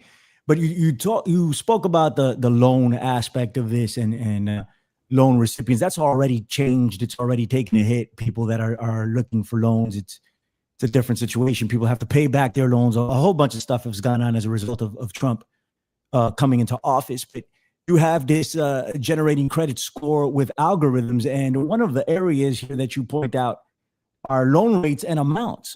Give us a breakdown of what this score is that you're talking about and how it will affect all of these things here: insurance premiums, access to social services. The rating will determine eligibility for these loans and jobs and et cetera, is what you have here. Give us a breakdown of this. Yeah, so I'm not quite sure where I got that flow chart from, but that was just something that I wanted to demonstrate or illustrate that, like, so what I'm looking at is I'm zooming in on education, right? And I'm looking at how your learning analytics from your various ed tech products, that those are going to be correlated with the fintech inputs, meaning the school choice monies. And they're going to get a pattern or a feedback loop between monies in and learning outcomes out. Okay. And based on that, right, in education, that's going to determine what's called your career pathway in education, right? And this will also be the analytics you get there and the career pathway that you're put on. That could also open the door for other impact investments to sort of sponsor or subsidize you in your career path. But that same thing is going to be happening in healthcare. It's going to be happening in the workforce more broadly, your criminal justice records, all these different data points are going to be put on different parts of a biopsychosocial ledger, a ubiquitous ledger. So, and the impact investment will work the same. So, you know, we can talk about, like, it's interesting too, when you mentioned that, I didn't even really think about that. Yeah. So if the Individuals with Disabilities Education Act and all the other disability services goes to HHS, and that means technically it's under Bobby Kennedy. It is. Kennedy wants everybody to be on wearables now. And, you know, well, that's so the wearables that I talk about in the book and in my articles that I've talked about for a long time, the way that they were all developed initially as what are known as assistive technologies, meaning for people with disabilities. Like, so, okay, we'll walk through some of these. They've got the heart monitors, HeartMath, okay, and it's an EKG, it data mines the heart rate. But one of the ways that it's pitched, actually, they use this at the wellness center in one of the schools where I teach. And it's for helping students with testing anxiety. So you put the thing on and you do a breathing exercise, meditation. This thing is it gives you some signal when you're in what they call heart coherence. So I guess that means that your heart rate is at a certain wavelength where it indicates relaxation, right? You're not all anxious, right? And that's an assistive technology, right? For that, right? It's helping you with anxiety, right? It's helping you with basically a psychological issue, right? It's a health care issue, right? The EEG wearables, the brainwave monitors. So they've a couple companies. One is called BrainCo. That's a Chinese. It was developed by a Chinese state-run electronics company in partnership with Harvard academics and this guy, Bi-Cheng Han, who is a member of the World Economic Forum, actually. And another one was called NeuroCore, and that was a company that Betsy DeVos funded and or was on the board of directors. Again, if you go to the book, I got the particulars there. It's one or both. Company, as far as I can tell, doesn't exist anymore because none of those links work anymore. So I don't know if the company folded or if they just rebranded, and I don't know what they rebranded as, but I've lost track of that company. But they pitched their EEG wearables was to help students who have ADHD. Put the thing on and you either played a game or you watched a video, and somehow it was data mining your attention. And if you stopped paying attention to the game or the movie, whichever it was, it would either stop the game or would do something. The screen would pause or something until you paid back attention, and then it would. And this, so again, right, treating ADHD, treating a psychological issue. So I just think it's interesting that that they would move that there. And I'll tell you that, look, this is as I wrote the book, first I was looking at just like kind of the adaptive learning courseware and like, okay, well, what are they going to do with the data? And then I ran across the biofeedback wearables and I'm like, oh, well, and then I'm thinking like, well, these are all technically like, if they're for students with disabilities, well, that data has to be specially sort of firewalled, right? Like, I mean, all your education records are supposed to be private under FERPA, right? Right. But the disability stuff is totally separate, right? So like, in other words, I can have a bunch of FERPA protected records of students in terms of their grades and emails and things like that. but I can't have their health data. I can't have their health records. Now they might send me, and by the way, they don't send me. Like anybody that's taught knows this, that or at the college level on day one, you put it in the syllabus that says if you have a disability, go see the disability services and have them get you accommodations. Because I can't just go around and ask people if they have disabilities. I can't assume that they do, right? I can't verbally indicate that I think that they do, right? All that would be a violation of, right? I mean, effectively HIPAA, but the health privacy. So when I was looking at these wearables and things like that, I'm going like, well, how are they going to basically mainstream all of this? And it was in that process when I was thinking that, well, you're going to have some legislative process over time, and then comes lockdowns, and you realize like, oh no, under emergencies you can just do away with all those firewalls, and that's also where I realized that, like when I saw the social credit system in China, I was like, this is what it looks like when it all comes together. Well, I think some of it has already been rolled out in China, as far as the wearables that you stare into the computer, and once your attention strays from what you're staring at, or you're not paying attention, it picks up on it. At least it was run, I think, as a test in China. They did end using it. Last I checked, it was halted.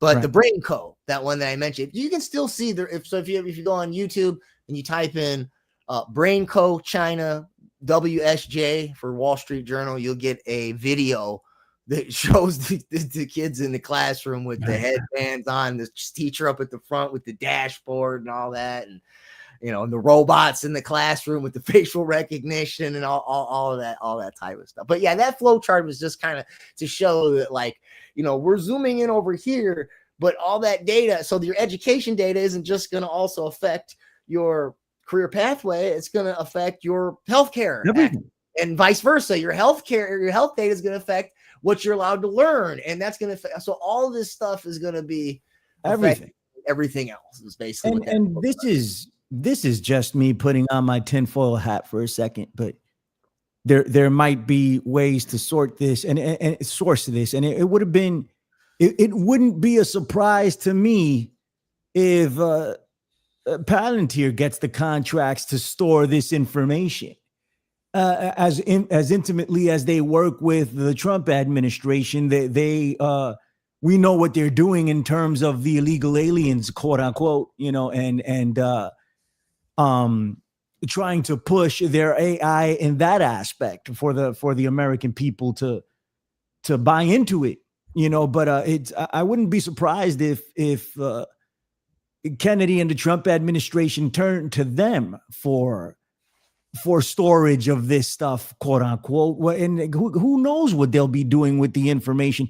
I don't trust Peter Thiel as far as I can throw him, and I can't throw him very far, so the corruption within the Trump White House is insane, and they're not making any bones about it. I don't know what company is going to be tasked with housing this information.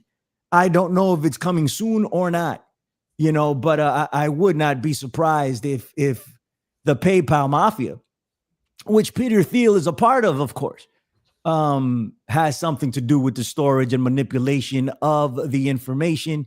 And that kind of scares me. Am I off base, sir? No, that's kind of what I basically kind of surmised in my book, which, that was published in 2019.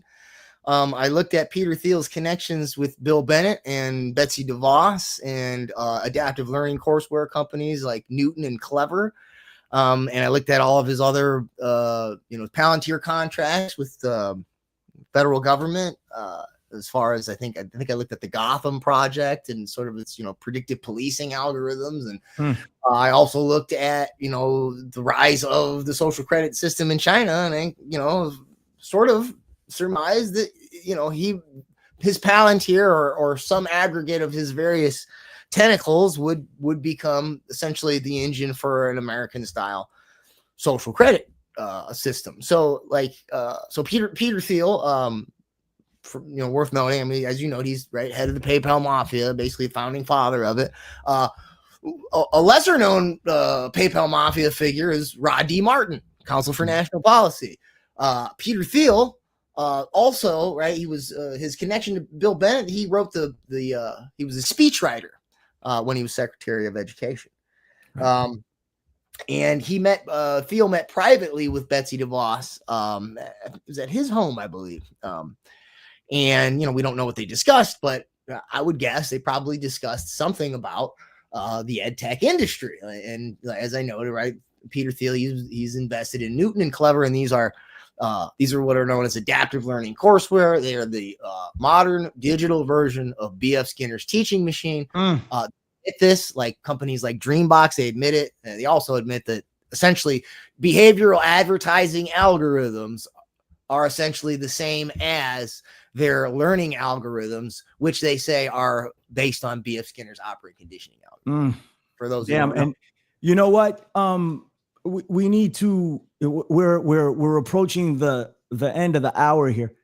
We need to have you back just to discuss B.F. Skinner, and break that down. It plays into the mass mind control that I feel like we're under here.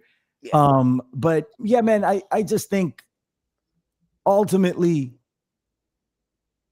it's going to have its benefits. People are going to benefit from some of this stuff. We just have to be wary about where that information is going and who's using it and for what, and that's what scares me more than anything else. We will keep our eye on it. Listen, tell the people where they can find you, where they can buy your books, where they can do all of this stuff. We appreciate you, sir. Thank you for taking the time. And of course, Open Door. We're working on that once a month thing. If you can, great. If you can't, it's all good. But we appreciate you anyway, sir. Say what's up to the people. Schoolworldorder.info is the website. It's got all my interviews, all my articles. It's got my database with all Charlotte Thompson Iserbyt's files, links to all my social media, links to the book, which you can get at Trying Day books, tryingday.com. It's also on Amazon. Trying Day is better. And then it's on X. It's Taoist Professor, Taoist. It's on the screen if you're watching. Taoist Professor at X. One more question before you leave. Yeah. Swig of water for the working man. It's actually Kool-Aid that I'm drinking. Drinking the Kool-Aid, not that type of Kool-Aid, but you know the deal. So LMNT. It's not a. It's not a. I got that. Not too. selling it for them, but it's a nice. It's good electrolyte. Sorry, sir. Go for your question. No, you're good, man. So Charlotte Iserby, is if you've been around these circles for a while, you know that name. God bless her. She passed away. She wrote a book called The Deliberate Dumbing Down of America. In the first hour, I stressed how we've been dumbed down to like nobody's business. I think this includes me, guys. I'm not saying anything about anyone in particular, about anybody listening. I think we've been dumbed down to a ridiculous point that this buffoon is the president of the United States. Okay. Just saying. You clearly have done a lot of research into this. Have we been dumbed down? Are we the stupidest generation? It's hard for me to argue that we're not. I'm sitting here looking at what's going around and I'm like, oh my God, what the hell has happened? But Charlie Iserby called it, and she was talking about it for quite some time. And it's something that we discussed here in the alternative media for a long time, but we've kind of verged away from it, or we've pigeonholed some of these points in order to fit whatever it is that we want to portray. Just saying, what do you think? Give your honest opinions. How dumbed down have we become? And is it by design? Yeah, well, definitely, so the solutions in my book, it's 5-point platform. The last one has to do with the pedagogy in the curriculum, essentially. So return to the classical method, grammar, logic, rhetoric, right, history, and civics, which all of those things I know I didn't have it, right? I didn't get classical rhetoric actually until my grad school, basically. And I largely had to kind of seek that out because even the rhetoric courses that I had, they were all like, it was like this smorgasbord of like postmodern forms of rhetoric. So instead of learning ethos, logos, pathos, and right, the different appeals and how to persuade, you had feminist pedagogy, or feminist rhetoric. You had Marxist rhetoric. You had critical rhetoric. You had queer rhetoric. You had cultural studies rhetoric, community service rhetoric, all these different ways to fill in. None of it had anything to do with ethos, logos, or pathos, right? So for people like, what's that jargon, right? Ethos is appeal to credibility, character, authority. Logos appeal to logic, reasoning, and evidence, and pathos appeal to various emotions, etc. But logic we don't have, right? So law of identity, law of non-contradiction, law of tautology, we don't learn this in high school, and you basically have to be a philosophy major to run into it in college. And then we get social studies. We don't get like history, and then the history we get, right, is usually watered down. I mean, whatever we get in that social studies package, and then none of that is civics, meaning like learning, like, not just taking the Constitution test and having to remember, right, the different branches of government, but like knowing how to like access the different chains for the channels for the civic process. But I will say one other thing to that point, which is I think more important than all of the ways that the actual curriculum has been watered down or dumbed down, and that is, I think that it's the demoralization, it's the slackerization of the modern American mind, I guess. And what I mean by that is, like, personally, I know people always said, like, I was smart or whatever, and you just don't apply yourself. You're always goofing off too much. And if you just take yourself seriously, you're so smart. But I never felt that way. I never felt like smart. And like I had to, the best way I can say it is I had to learn how to learn. And what that means is, oh, hell yeah, I had to learn like to do the things that the unfun parts of learning, which is, it gets a bad rap in education these days, but skill and drill, rehearsal, rote memorization, all that type of stuff is incredibly important for learning. So like at the end of the day, learning is, for me, like, it's more about discipline than it is about cognitive brain power, than how fast your neurons fire or anything like that. I think it really boils down to, like, will you dedicate the time to learn the thing that you need to learn for the purpose that you need to learn it? Like, my thing in grade school, most of high school, most people would be surprised to learn that I went to college, let alone passed it, let alone teach it, let alone wrote a book, all these types of things. Like, my whole thing was like, how can I cut as many corners as possible and give the least amount of effort possible to get a passing grade so that you don't get in trouble when I get home?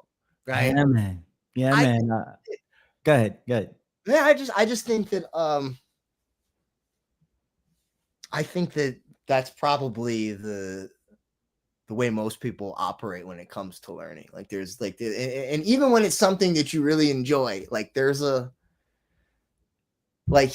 you to achieve a high level at anything, you have to be on the precipice of the zone of proximal development. It has to be uncomfortable. It has to be difficult. It has to be challenging. If you're only doing the things that are entertaining, this whole move to gamify learning, if you could just make it fun, then the kids will learn. But that's not true. Like, even for the things that are fun that you love, like, because if you push yourself to achieve the next level, you get to the place where it's not fun, right? That requires you to, like, just be honest with yourself about, like, where's the threshold and, like, the amount of time you have to put into it. Learning curves are steep. When you first start learning, it feels like you're not learning anything. You're just like, right? And then eventually you hit this place where it's like, oh, it's starting to click. Then you get to the place where it's like fun because now you can apply it. But you can't, if you don't have the patience and the discipline to ride that shallow curve. That has nothing to do with curriculum or brain capacity. That has to do with self-discipline and sacrifice and not being a slacker. That's what it has to do it. It's tough, bro. You crawled into my brain and you read it. That's the story of my life. Am I a slacker? I guess at times I am, but there's there's other things in play here with some of this stuff. In my opinion, ADHD is real. It is real, man. That it gets in the way. It blurs the line with slacking. I'm learning that now about myself. It's something that's real, and we should all discuss. Learning it's never been fun for me, but I understand when you get to a point where you actually realize that you've learned something. Initially, it's like, I'm not learning jack. And then you learn it and then you apply it. And it's like, oh, I did learn something. And then it starts becoming more, enticing. You want to grow more. You want to learn more. You want to, be able to apply it on a wide scale. At least that's what's happened to me. Anyway, thank you so much, buddy. I appreciate you. Go get some rest. I hope you feel better. Twisted in the chat said you should have some apricot juice and that'll fix everything. So go ahead and do that. He's kidding, by the way. But go ahead and have some apricot juice. It tastes good. Tell the people one more time where they can find you, buddy. The garlic and all that. I'm sorry. Tell the people one more time where they can find you, bud. Schoolworldorder.info. That was Professor on X. Excellent. I'll be in touch, bud. All right. Yes, be good. Be good.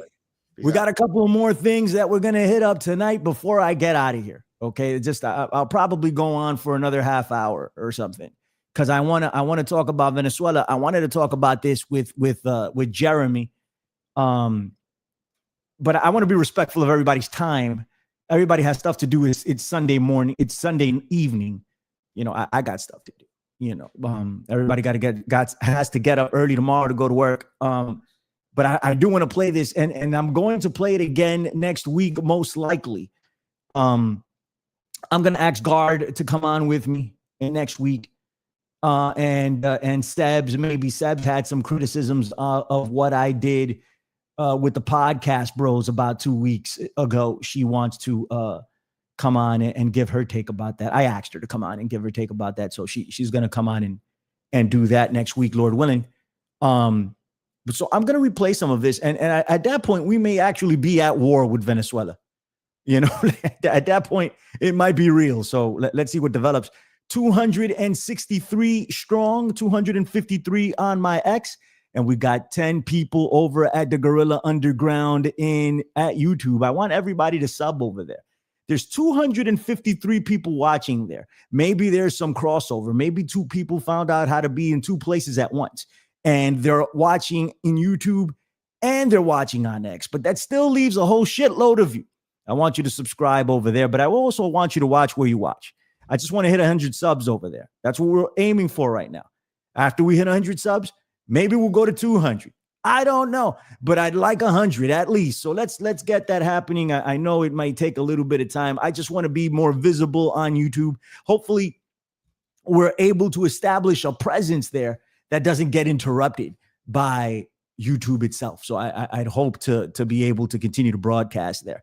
Anyway, let me share some stuff with you that I think it's important. Be it that the Prince of Peace, the peace president, is starting a new war, and this was part of a lot of what was said after the 2020 election, and even before that, the rhetoric of QAnon style messaging propaganda, that he never started any new wars. And I would always say, when I would go on to other people's shows and they would grill me about, why are you so anti-Donald Trump? And he's like, he never started any new wars. I'm like, did you forget Venezuela? This is not new. He tried to overthrow the government there before. Under his first administration, he tried to install Juan Guaido, an American CIA puppet, as the president of Venezuela. Under his first term, he tried that. Was not successful. It was a whole thing that went down. Listen, Nicolas Maduro is in big trouble, bro. Like, I mean, good. Like, watch your back, bro. They are trying to kill you. They're gonna try to kill you. If you don't leave on your own, they're gonna try to kill you. I don't see any other way around this. They're openly saying it in a lot of ways. They definitely want regime change. What the reasons for that regime change are debatable at this point. They're talking about that it's a narco trafficking state. I don't even know what that really means. That they're drugs. They're trying to bring over drugs to the United States.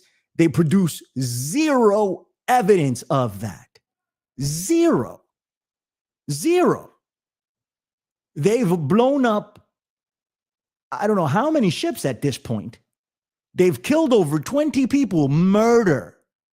Even if they were bringing drugs over to the U.S., which is debatable at best, it's still murder. You can't just go around killing people. Let's play this clip from CBS News, and I got one more clip, and then we're going home. Upping its number of service members and ships dedicated to its fight against what the White House is calling narco-terrorism there. You see that blast over the water. This comes on the same day the Defense Department says it carried out another strike on a boat, killing 6. Watch. It's right there. This brings, by the way, as we look at this unclassified video, that explosion there in the water and then the aftermath, the total number of strikes on alleged drug boats to 10. So let's talk to CBS News national security correspondent Charlie D'Agata. Charlie. Now, but before we let Charlie talk here, man, they're showing us these videos on purpose. They are filming themselves killing people. More snuff videos for the American public. Why are they openly doing this? What are they trying to program into your mind? What visuals? For what reason? And this has been tweeted out on the White House freaking X account, or at least they've been promoting this, saying that, oh, look, we blew up this ship. We killed these people. Earlier, we played Donald Trump talking about, yeah, we're going to kill them. We're not going to declare war. We're just going to kill them like dead. That's the whatever. You said, as did Pete Hegseth, that we could see these once a day. What are the details from the Pentagon on stepping up their presence by today? Reed, this is huge. This is a really, really big announcement that the Pentagon made just a few minutes ago. It came from Chief Spokesman Sean Parnell. It says he's moving the world's largest aircraft carrier, in fact, the world's largest warship, and it's a carrier strike group. So there'll be a number of destroyers that will be headed to that region. It's just announced it's going to go from the Med to the Caribbean. But just look at the list that I've got here of the destroyers that are already there. You've got 1, 2, 3, 4 destroyers, a missile cruiser, a guided missile cruiser. Sorry, we got the amphibious that you and I spoke about before with the Marines on board. 2 amphibious transport dock ships. So I'm onto the Navy trying to get an idea of whether or not they're going to bulk that up or whether they're going to be rotating some of those destroyers out with the idea that the Ford goes in there. But we have to frame this. This is putting a carrier into that neighborhood, that area of responsibility with against the stated mission, which is drug interdiction, is absolutely unheard of, aside from unprecedented. I can't remember the last time a carrier was in that region for any good reason other than sort of transporting in or out of it. So this is a major step forward. And my good friend David Martin, who worked before me at this position, he said there's no flex like a carrier strike group. So that's what we're seeing here. So this, it's hard to exaggerate what this means, certainly in terms of optics, but we really have to drill down as to what exactly the Pentagon and the Department of Defense or Department of War is planning in the weeks and months ahead. We don't know how long it's going to take that carrier strike group to get there. And as I said, there are 8, 9. And they keep showing it over and over again. And it's not the first time. Every time that they blow up a boat, they keep showing it over and over and over again for people to see. Open snuff films. There were people on this boat. I can't see them on this one. I have very bad vision. Maybe somebody else can. But theoretically, if we believe what these people are telling us, there are people on this boat. So this is open murder being broadcast on nationwide, worldwide television, and it's all over social media. And then Donald Trump openly brags about killing people. Very nice. Ships, including attack submarine, F-35s in that region already, Puerto Rico. So we're talking about a serious military flex. Serious military flex, an epic firepower potential there, Charlie, and that's even an understatement. I'm thinking of Lilia Luciano's recent interview with the top guy in Colombia who says that this is a violation of international law, also thinking about statements coming out of Venezuela. Do you feel like that flex is to send a direct message to people that Donald Trump calls bad guys? It's freaking ridiculous that we even have to refer to it as that. The big, beautiful bill. Bad guys. Groceries. I made up the word groceries. This is how dumbed down. This is how dumbed down we are as a people right now, man. That this is the type of verbiage that we need to accept and roll with. From the president of the United States, they're very bad. They're bad guys. They're very bad. So we're blowing them up. We're going to kill them. We're going to kill them like dead, like dogs. They're going to die. We're going to kill them. That's what we got right now. In one of these boat strikes, 2 people survived. I don't know what happened to one of them. But I think both of them actually were returned to their country, whether it was Venezuela or Trinidad, one of the two. They were never brought to the United States. They were captured by the United States, but they were never brought to the mainland because they would have to try them if they did that. And they have no evidence proving anything. They have no evidence proving that these people were actually bringing any type of drugs anywhere close to the United States because they did this in international waters. Doesn't matter anymore. Donald Trump can get away with whatever he wants. He can do whatever he wants. He is the lawless one. Do whatever the fuck he wants and nobody gives a shit. We got this report, though, and I'm going to play it for you, of a Trinidadian man that they killed. And his family has come out and said, hey, like, he wasn't a drug trafficker. He was a fisherman. I don't know. I'll take their word for it over Donald Trump. I'll tell you that much. But I want to play this for you because they have provided us with absolutely no evidence that these people were Tren de Aragua, that these people were bringing in fentanyl to the United States, that these people were bringing in any type of drugs, cocaine or otherwise.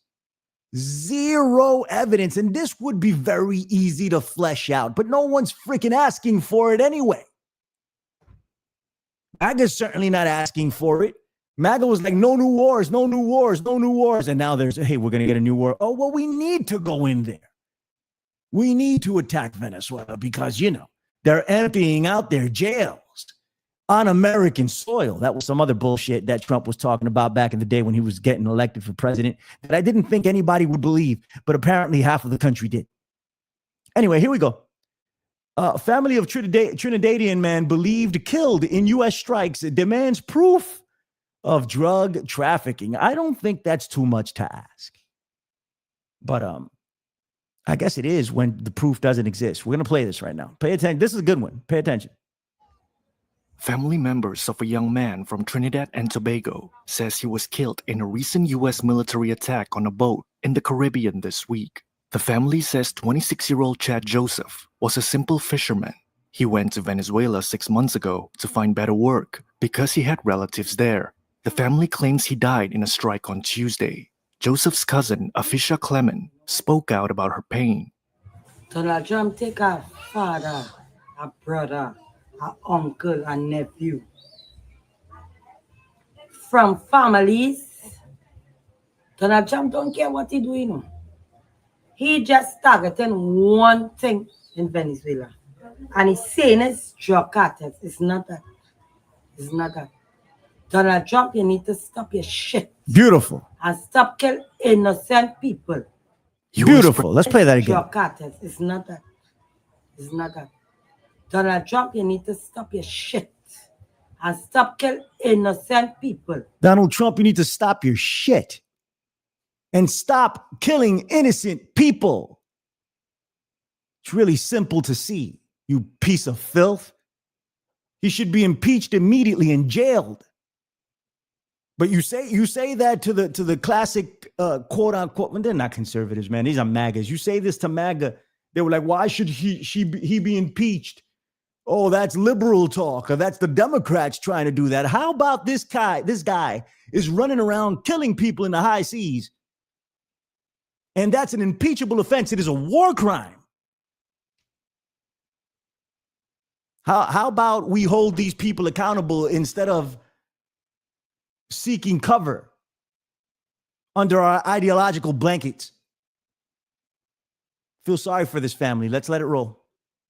U.S. President Donald Trump has ordered U.S. troops to the Southern Caribbean to fight drug trafficking. They have since hit at least 6 boats. There's more explosions, more snuff films. You can find readily on mainstream outlets. No problem. Were involved in illegal drugs. So far, these attacks have killed at least 27 people, but no evidence of involvement in the drugs trade has been shared. You don't say. And more snuff films. Maybe it's a necessary thing for people to see. But you know, if it doesn't happen in their front door, it's never happened. It's not a thing. It's not happening. If they don't stick their head out their window and see it and witness it for themselves and feel some of it, it hasn't happened. Not a thing. These things ain't happening. This isn't true. I believe in nothing. Like the Big Lebowski. We believe in nothing, Lebowski. The administration has given little info about these strikes. No names of the dead or details on what was on the boats. Why, if you see a boat have narcotics on it, where's the narcotics? We want evidence. We want proof. Where are the narcotics? We want evidence. We want proof. That's beautiful. That's what it's freaking music to my ears, and it should be music to all of your ears. Some people in our movement don't respect evidence. They don't want evidence. They say that evidence is unnecessary. But this lady right here, she wants evidence that he was a drug pusher. She wants to know what happens to her family members, and she has every right. And the United States should produce that evidence if it exists. But they'll probably fabricate some bullshit or not do it at all. There is nothing. The other day, they intercept a boat with 4 men on it. Why they take off the men and them and shoot up the boat after? Joseph's mom, Lenore Burnley, said no one from Trinidad's government has reached out to her. Nobody come and tell us nothing. All we're seeing is social media. People coming to put it out there. No police, nobody. A U.S. official told Reuters that a strike on Thursday was the first with survivors. Legal experts question why the military, not the Coast Guard, is conducting these deadly operations. They also ask why the U.S. doesn't try to stop the boats without killing people. Because Donald Trump said he was going to kill people like dead. What kind of a stupid question is that? Why aren't they stopping them and trying to figure out who's on them? It's not to their best interest to prove that, to try to suss that out. Donald Trump said he was going to kill them like dead. That's what he said. I'm going to kill them like dead. Let's play it. Let's play it real quick. Like dead. We're just going to kill them. Like dead. Hold on. Likely to approve of that process. Why not just ask for a declaration of war? Well, I don't think we're going to necessarily ask for a declaration of war. I think we're just going to kill people that are bringing drugs into our country. Okay? We're going to kill them. You know, they're going to be like dead. Okay. We're going to kill them, you know. They're going to be like dead. That's what's going to happen. They're going to be like dead. We're going to kill them because we believe in nothing, Lebowski. Nothing. 278 strong. To everybody that tuned in today, we appreciate you. Everybody on my X, what's up? How are you? Thank you for tuning in. Thank you for supporting what we do. I appreciate the hell out of you, man. I love seeing you when you guys come out and tune into the show and listen to what I have to say, whether you agree or disagree. You're here, and I appreciate you for that. And everybody over at the Gorilla Underground, we had 11 strong there just now dipped to 9. over at the YouTube channel. I appreciate you guys, man. Thank you for being there. We need 100 subs, and we need new people watching over there. The 270, go subscribe. It's Gorilla Underground. If you just look at it on YouTube, Gorilla Underground 1984 is my handle, or you could just look up for Gorilla Underground. It's a green, a black gorilla head silhouette with a green hue around it, and it says Gorilla Underground 1984. And of course, you'll see me there now because I've streamed on it. So go over there and subscribe. I'd really appreciate it. I'm gonna tweet out the link later on, maybe tomorrow. I'll tweet out the link for everyone. And if you want to follow me there, go ahead. You know, I'm probably gonna post stuff there that we're not gonna get on X all the time, even though the Sunday show will go out on all of these platforms, Lord willing. And we're gonna put this up on theinfinitefringe.podbeam.com, which will probably be renamed to the Gorilla Underground stream. Thank you so much, everybody that tuned in. Let me see. Thank you to my beautiful guests, man. Everybody was fantastic today. Jeremy and Mr. Klezak, thank you for coming on and giving us your time and your money. The Strangler, Steve King, is in the house. I recently changed my name. I didn't tell you guys. I didn't tell you guys what I did, but I recently changed my name to Rutherford B. Hayes. So you guys can call me Rutherford B. Hayes if you want. To the 280 people on X, I changed my name. So you could call me Rutherford B. Hayes, RBH. All right? For those of you who want to call me something different. What's up, buddy? How you doing? Strangler Steve King, Rocky USA is in the chat. What is up? Twisted, what's going on, my guy? Good to see you. Jason Barker, what's going on? How are you? Dope stuff. Karen Carpenter, greetings and blessings to you. Karen Carpenter is absolutely amazing. Go check her and the Knights of the Storm doing their thing.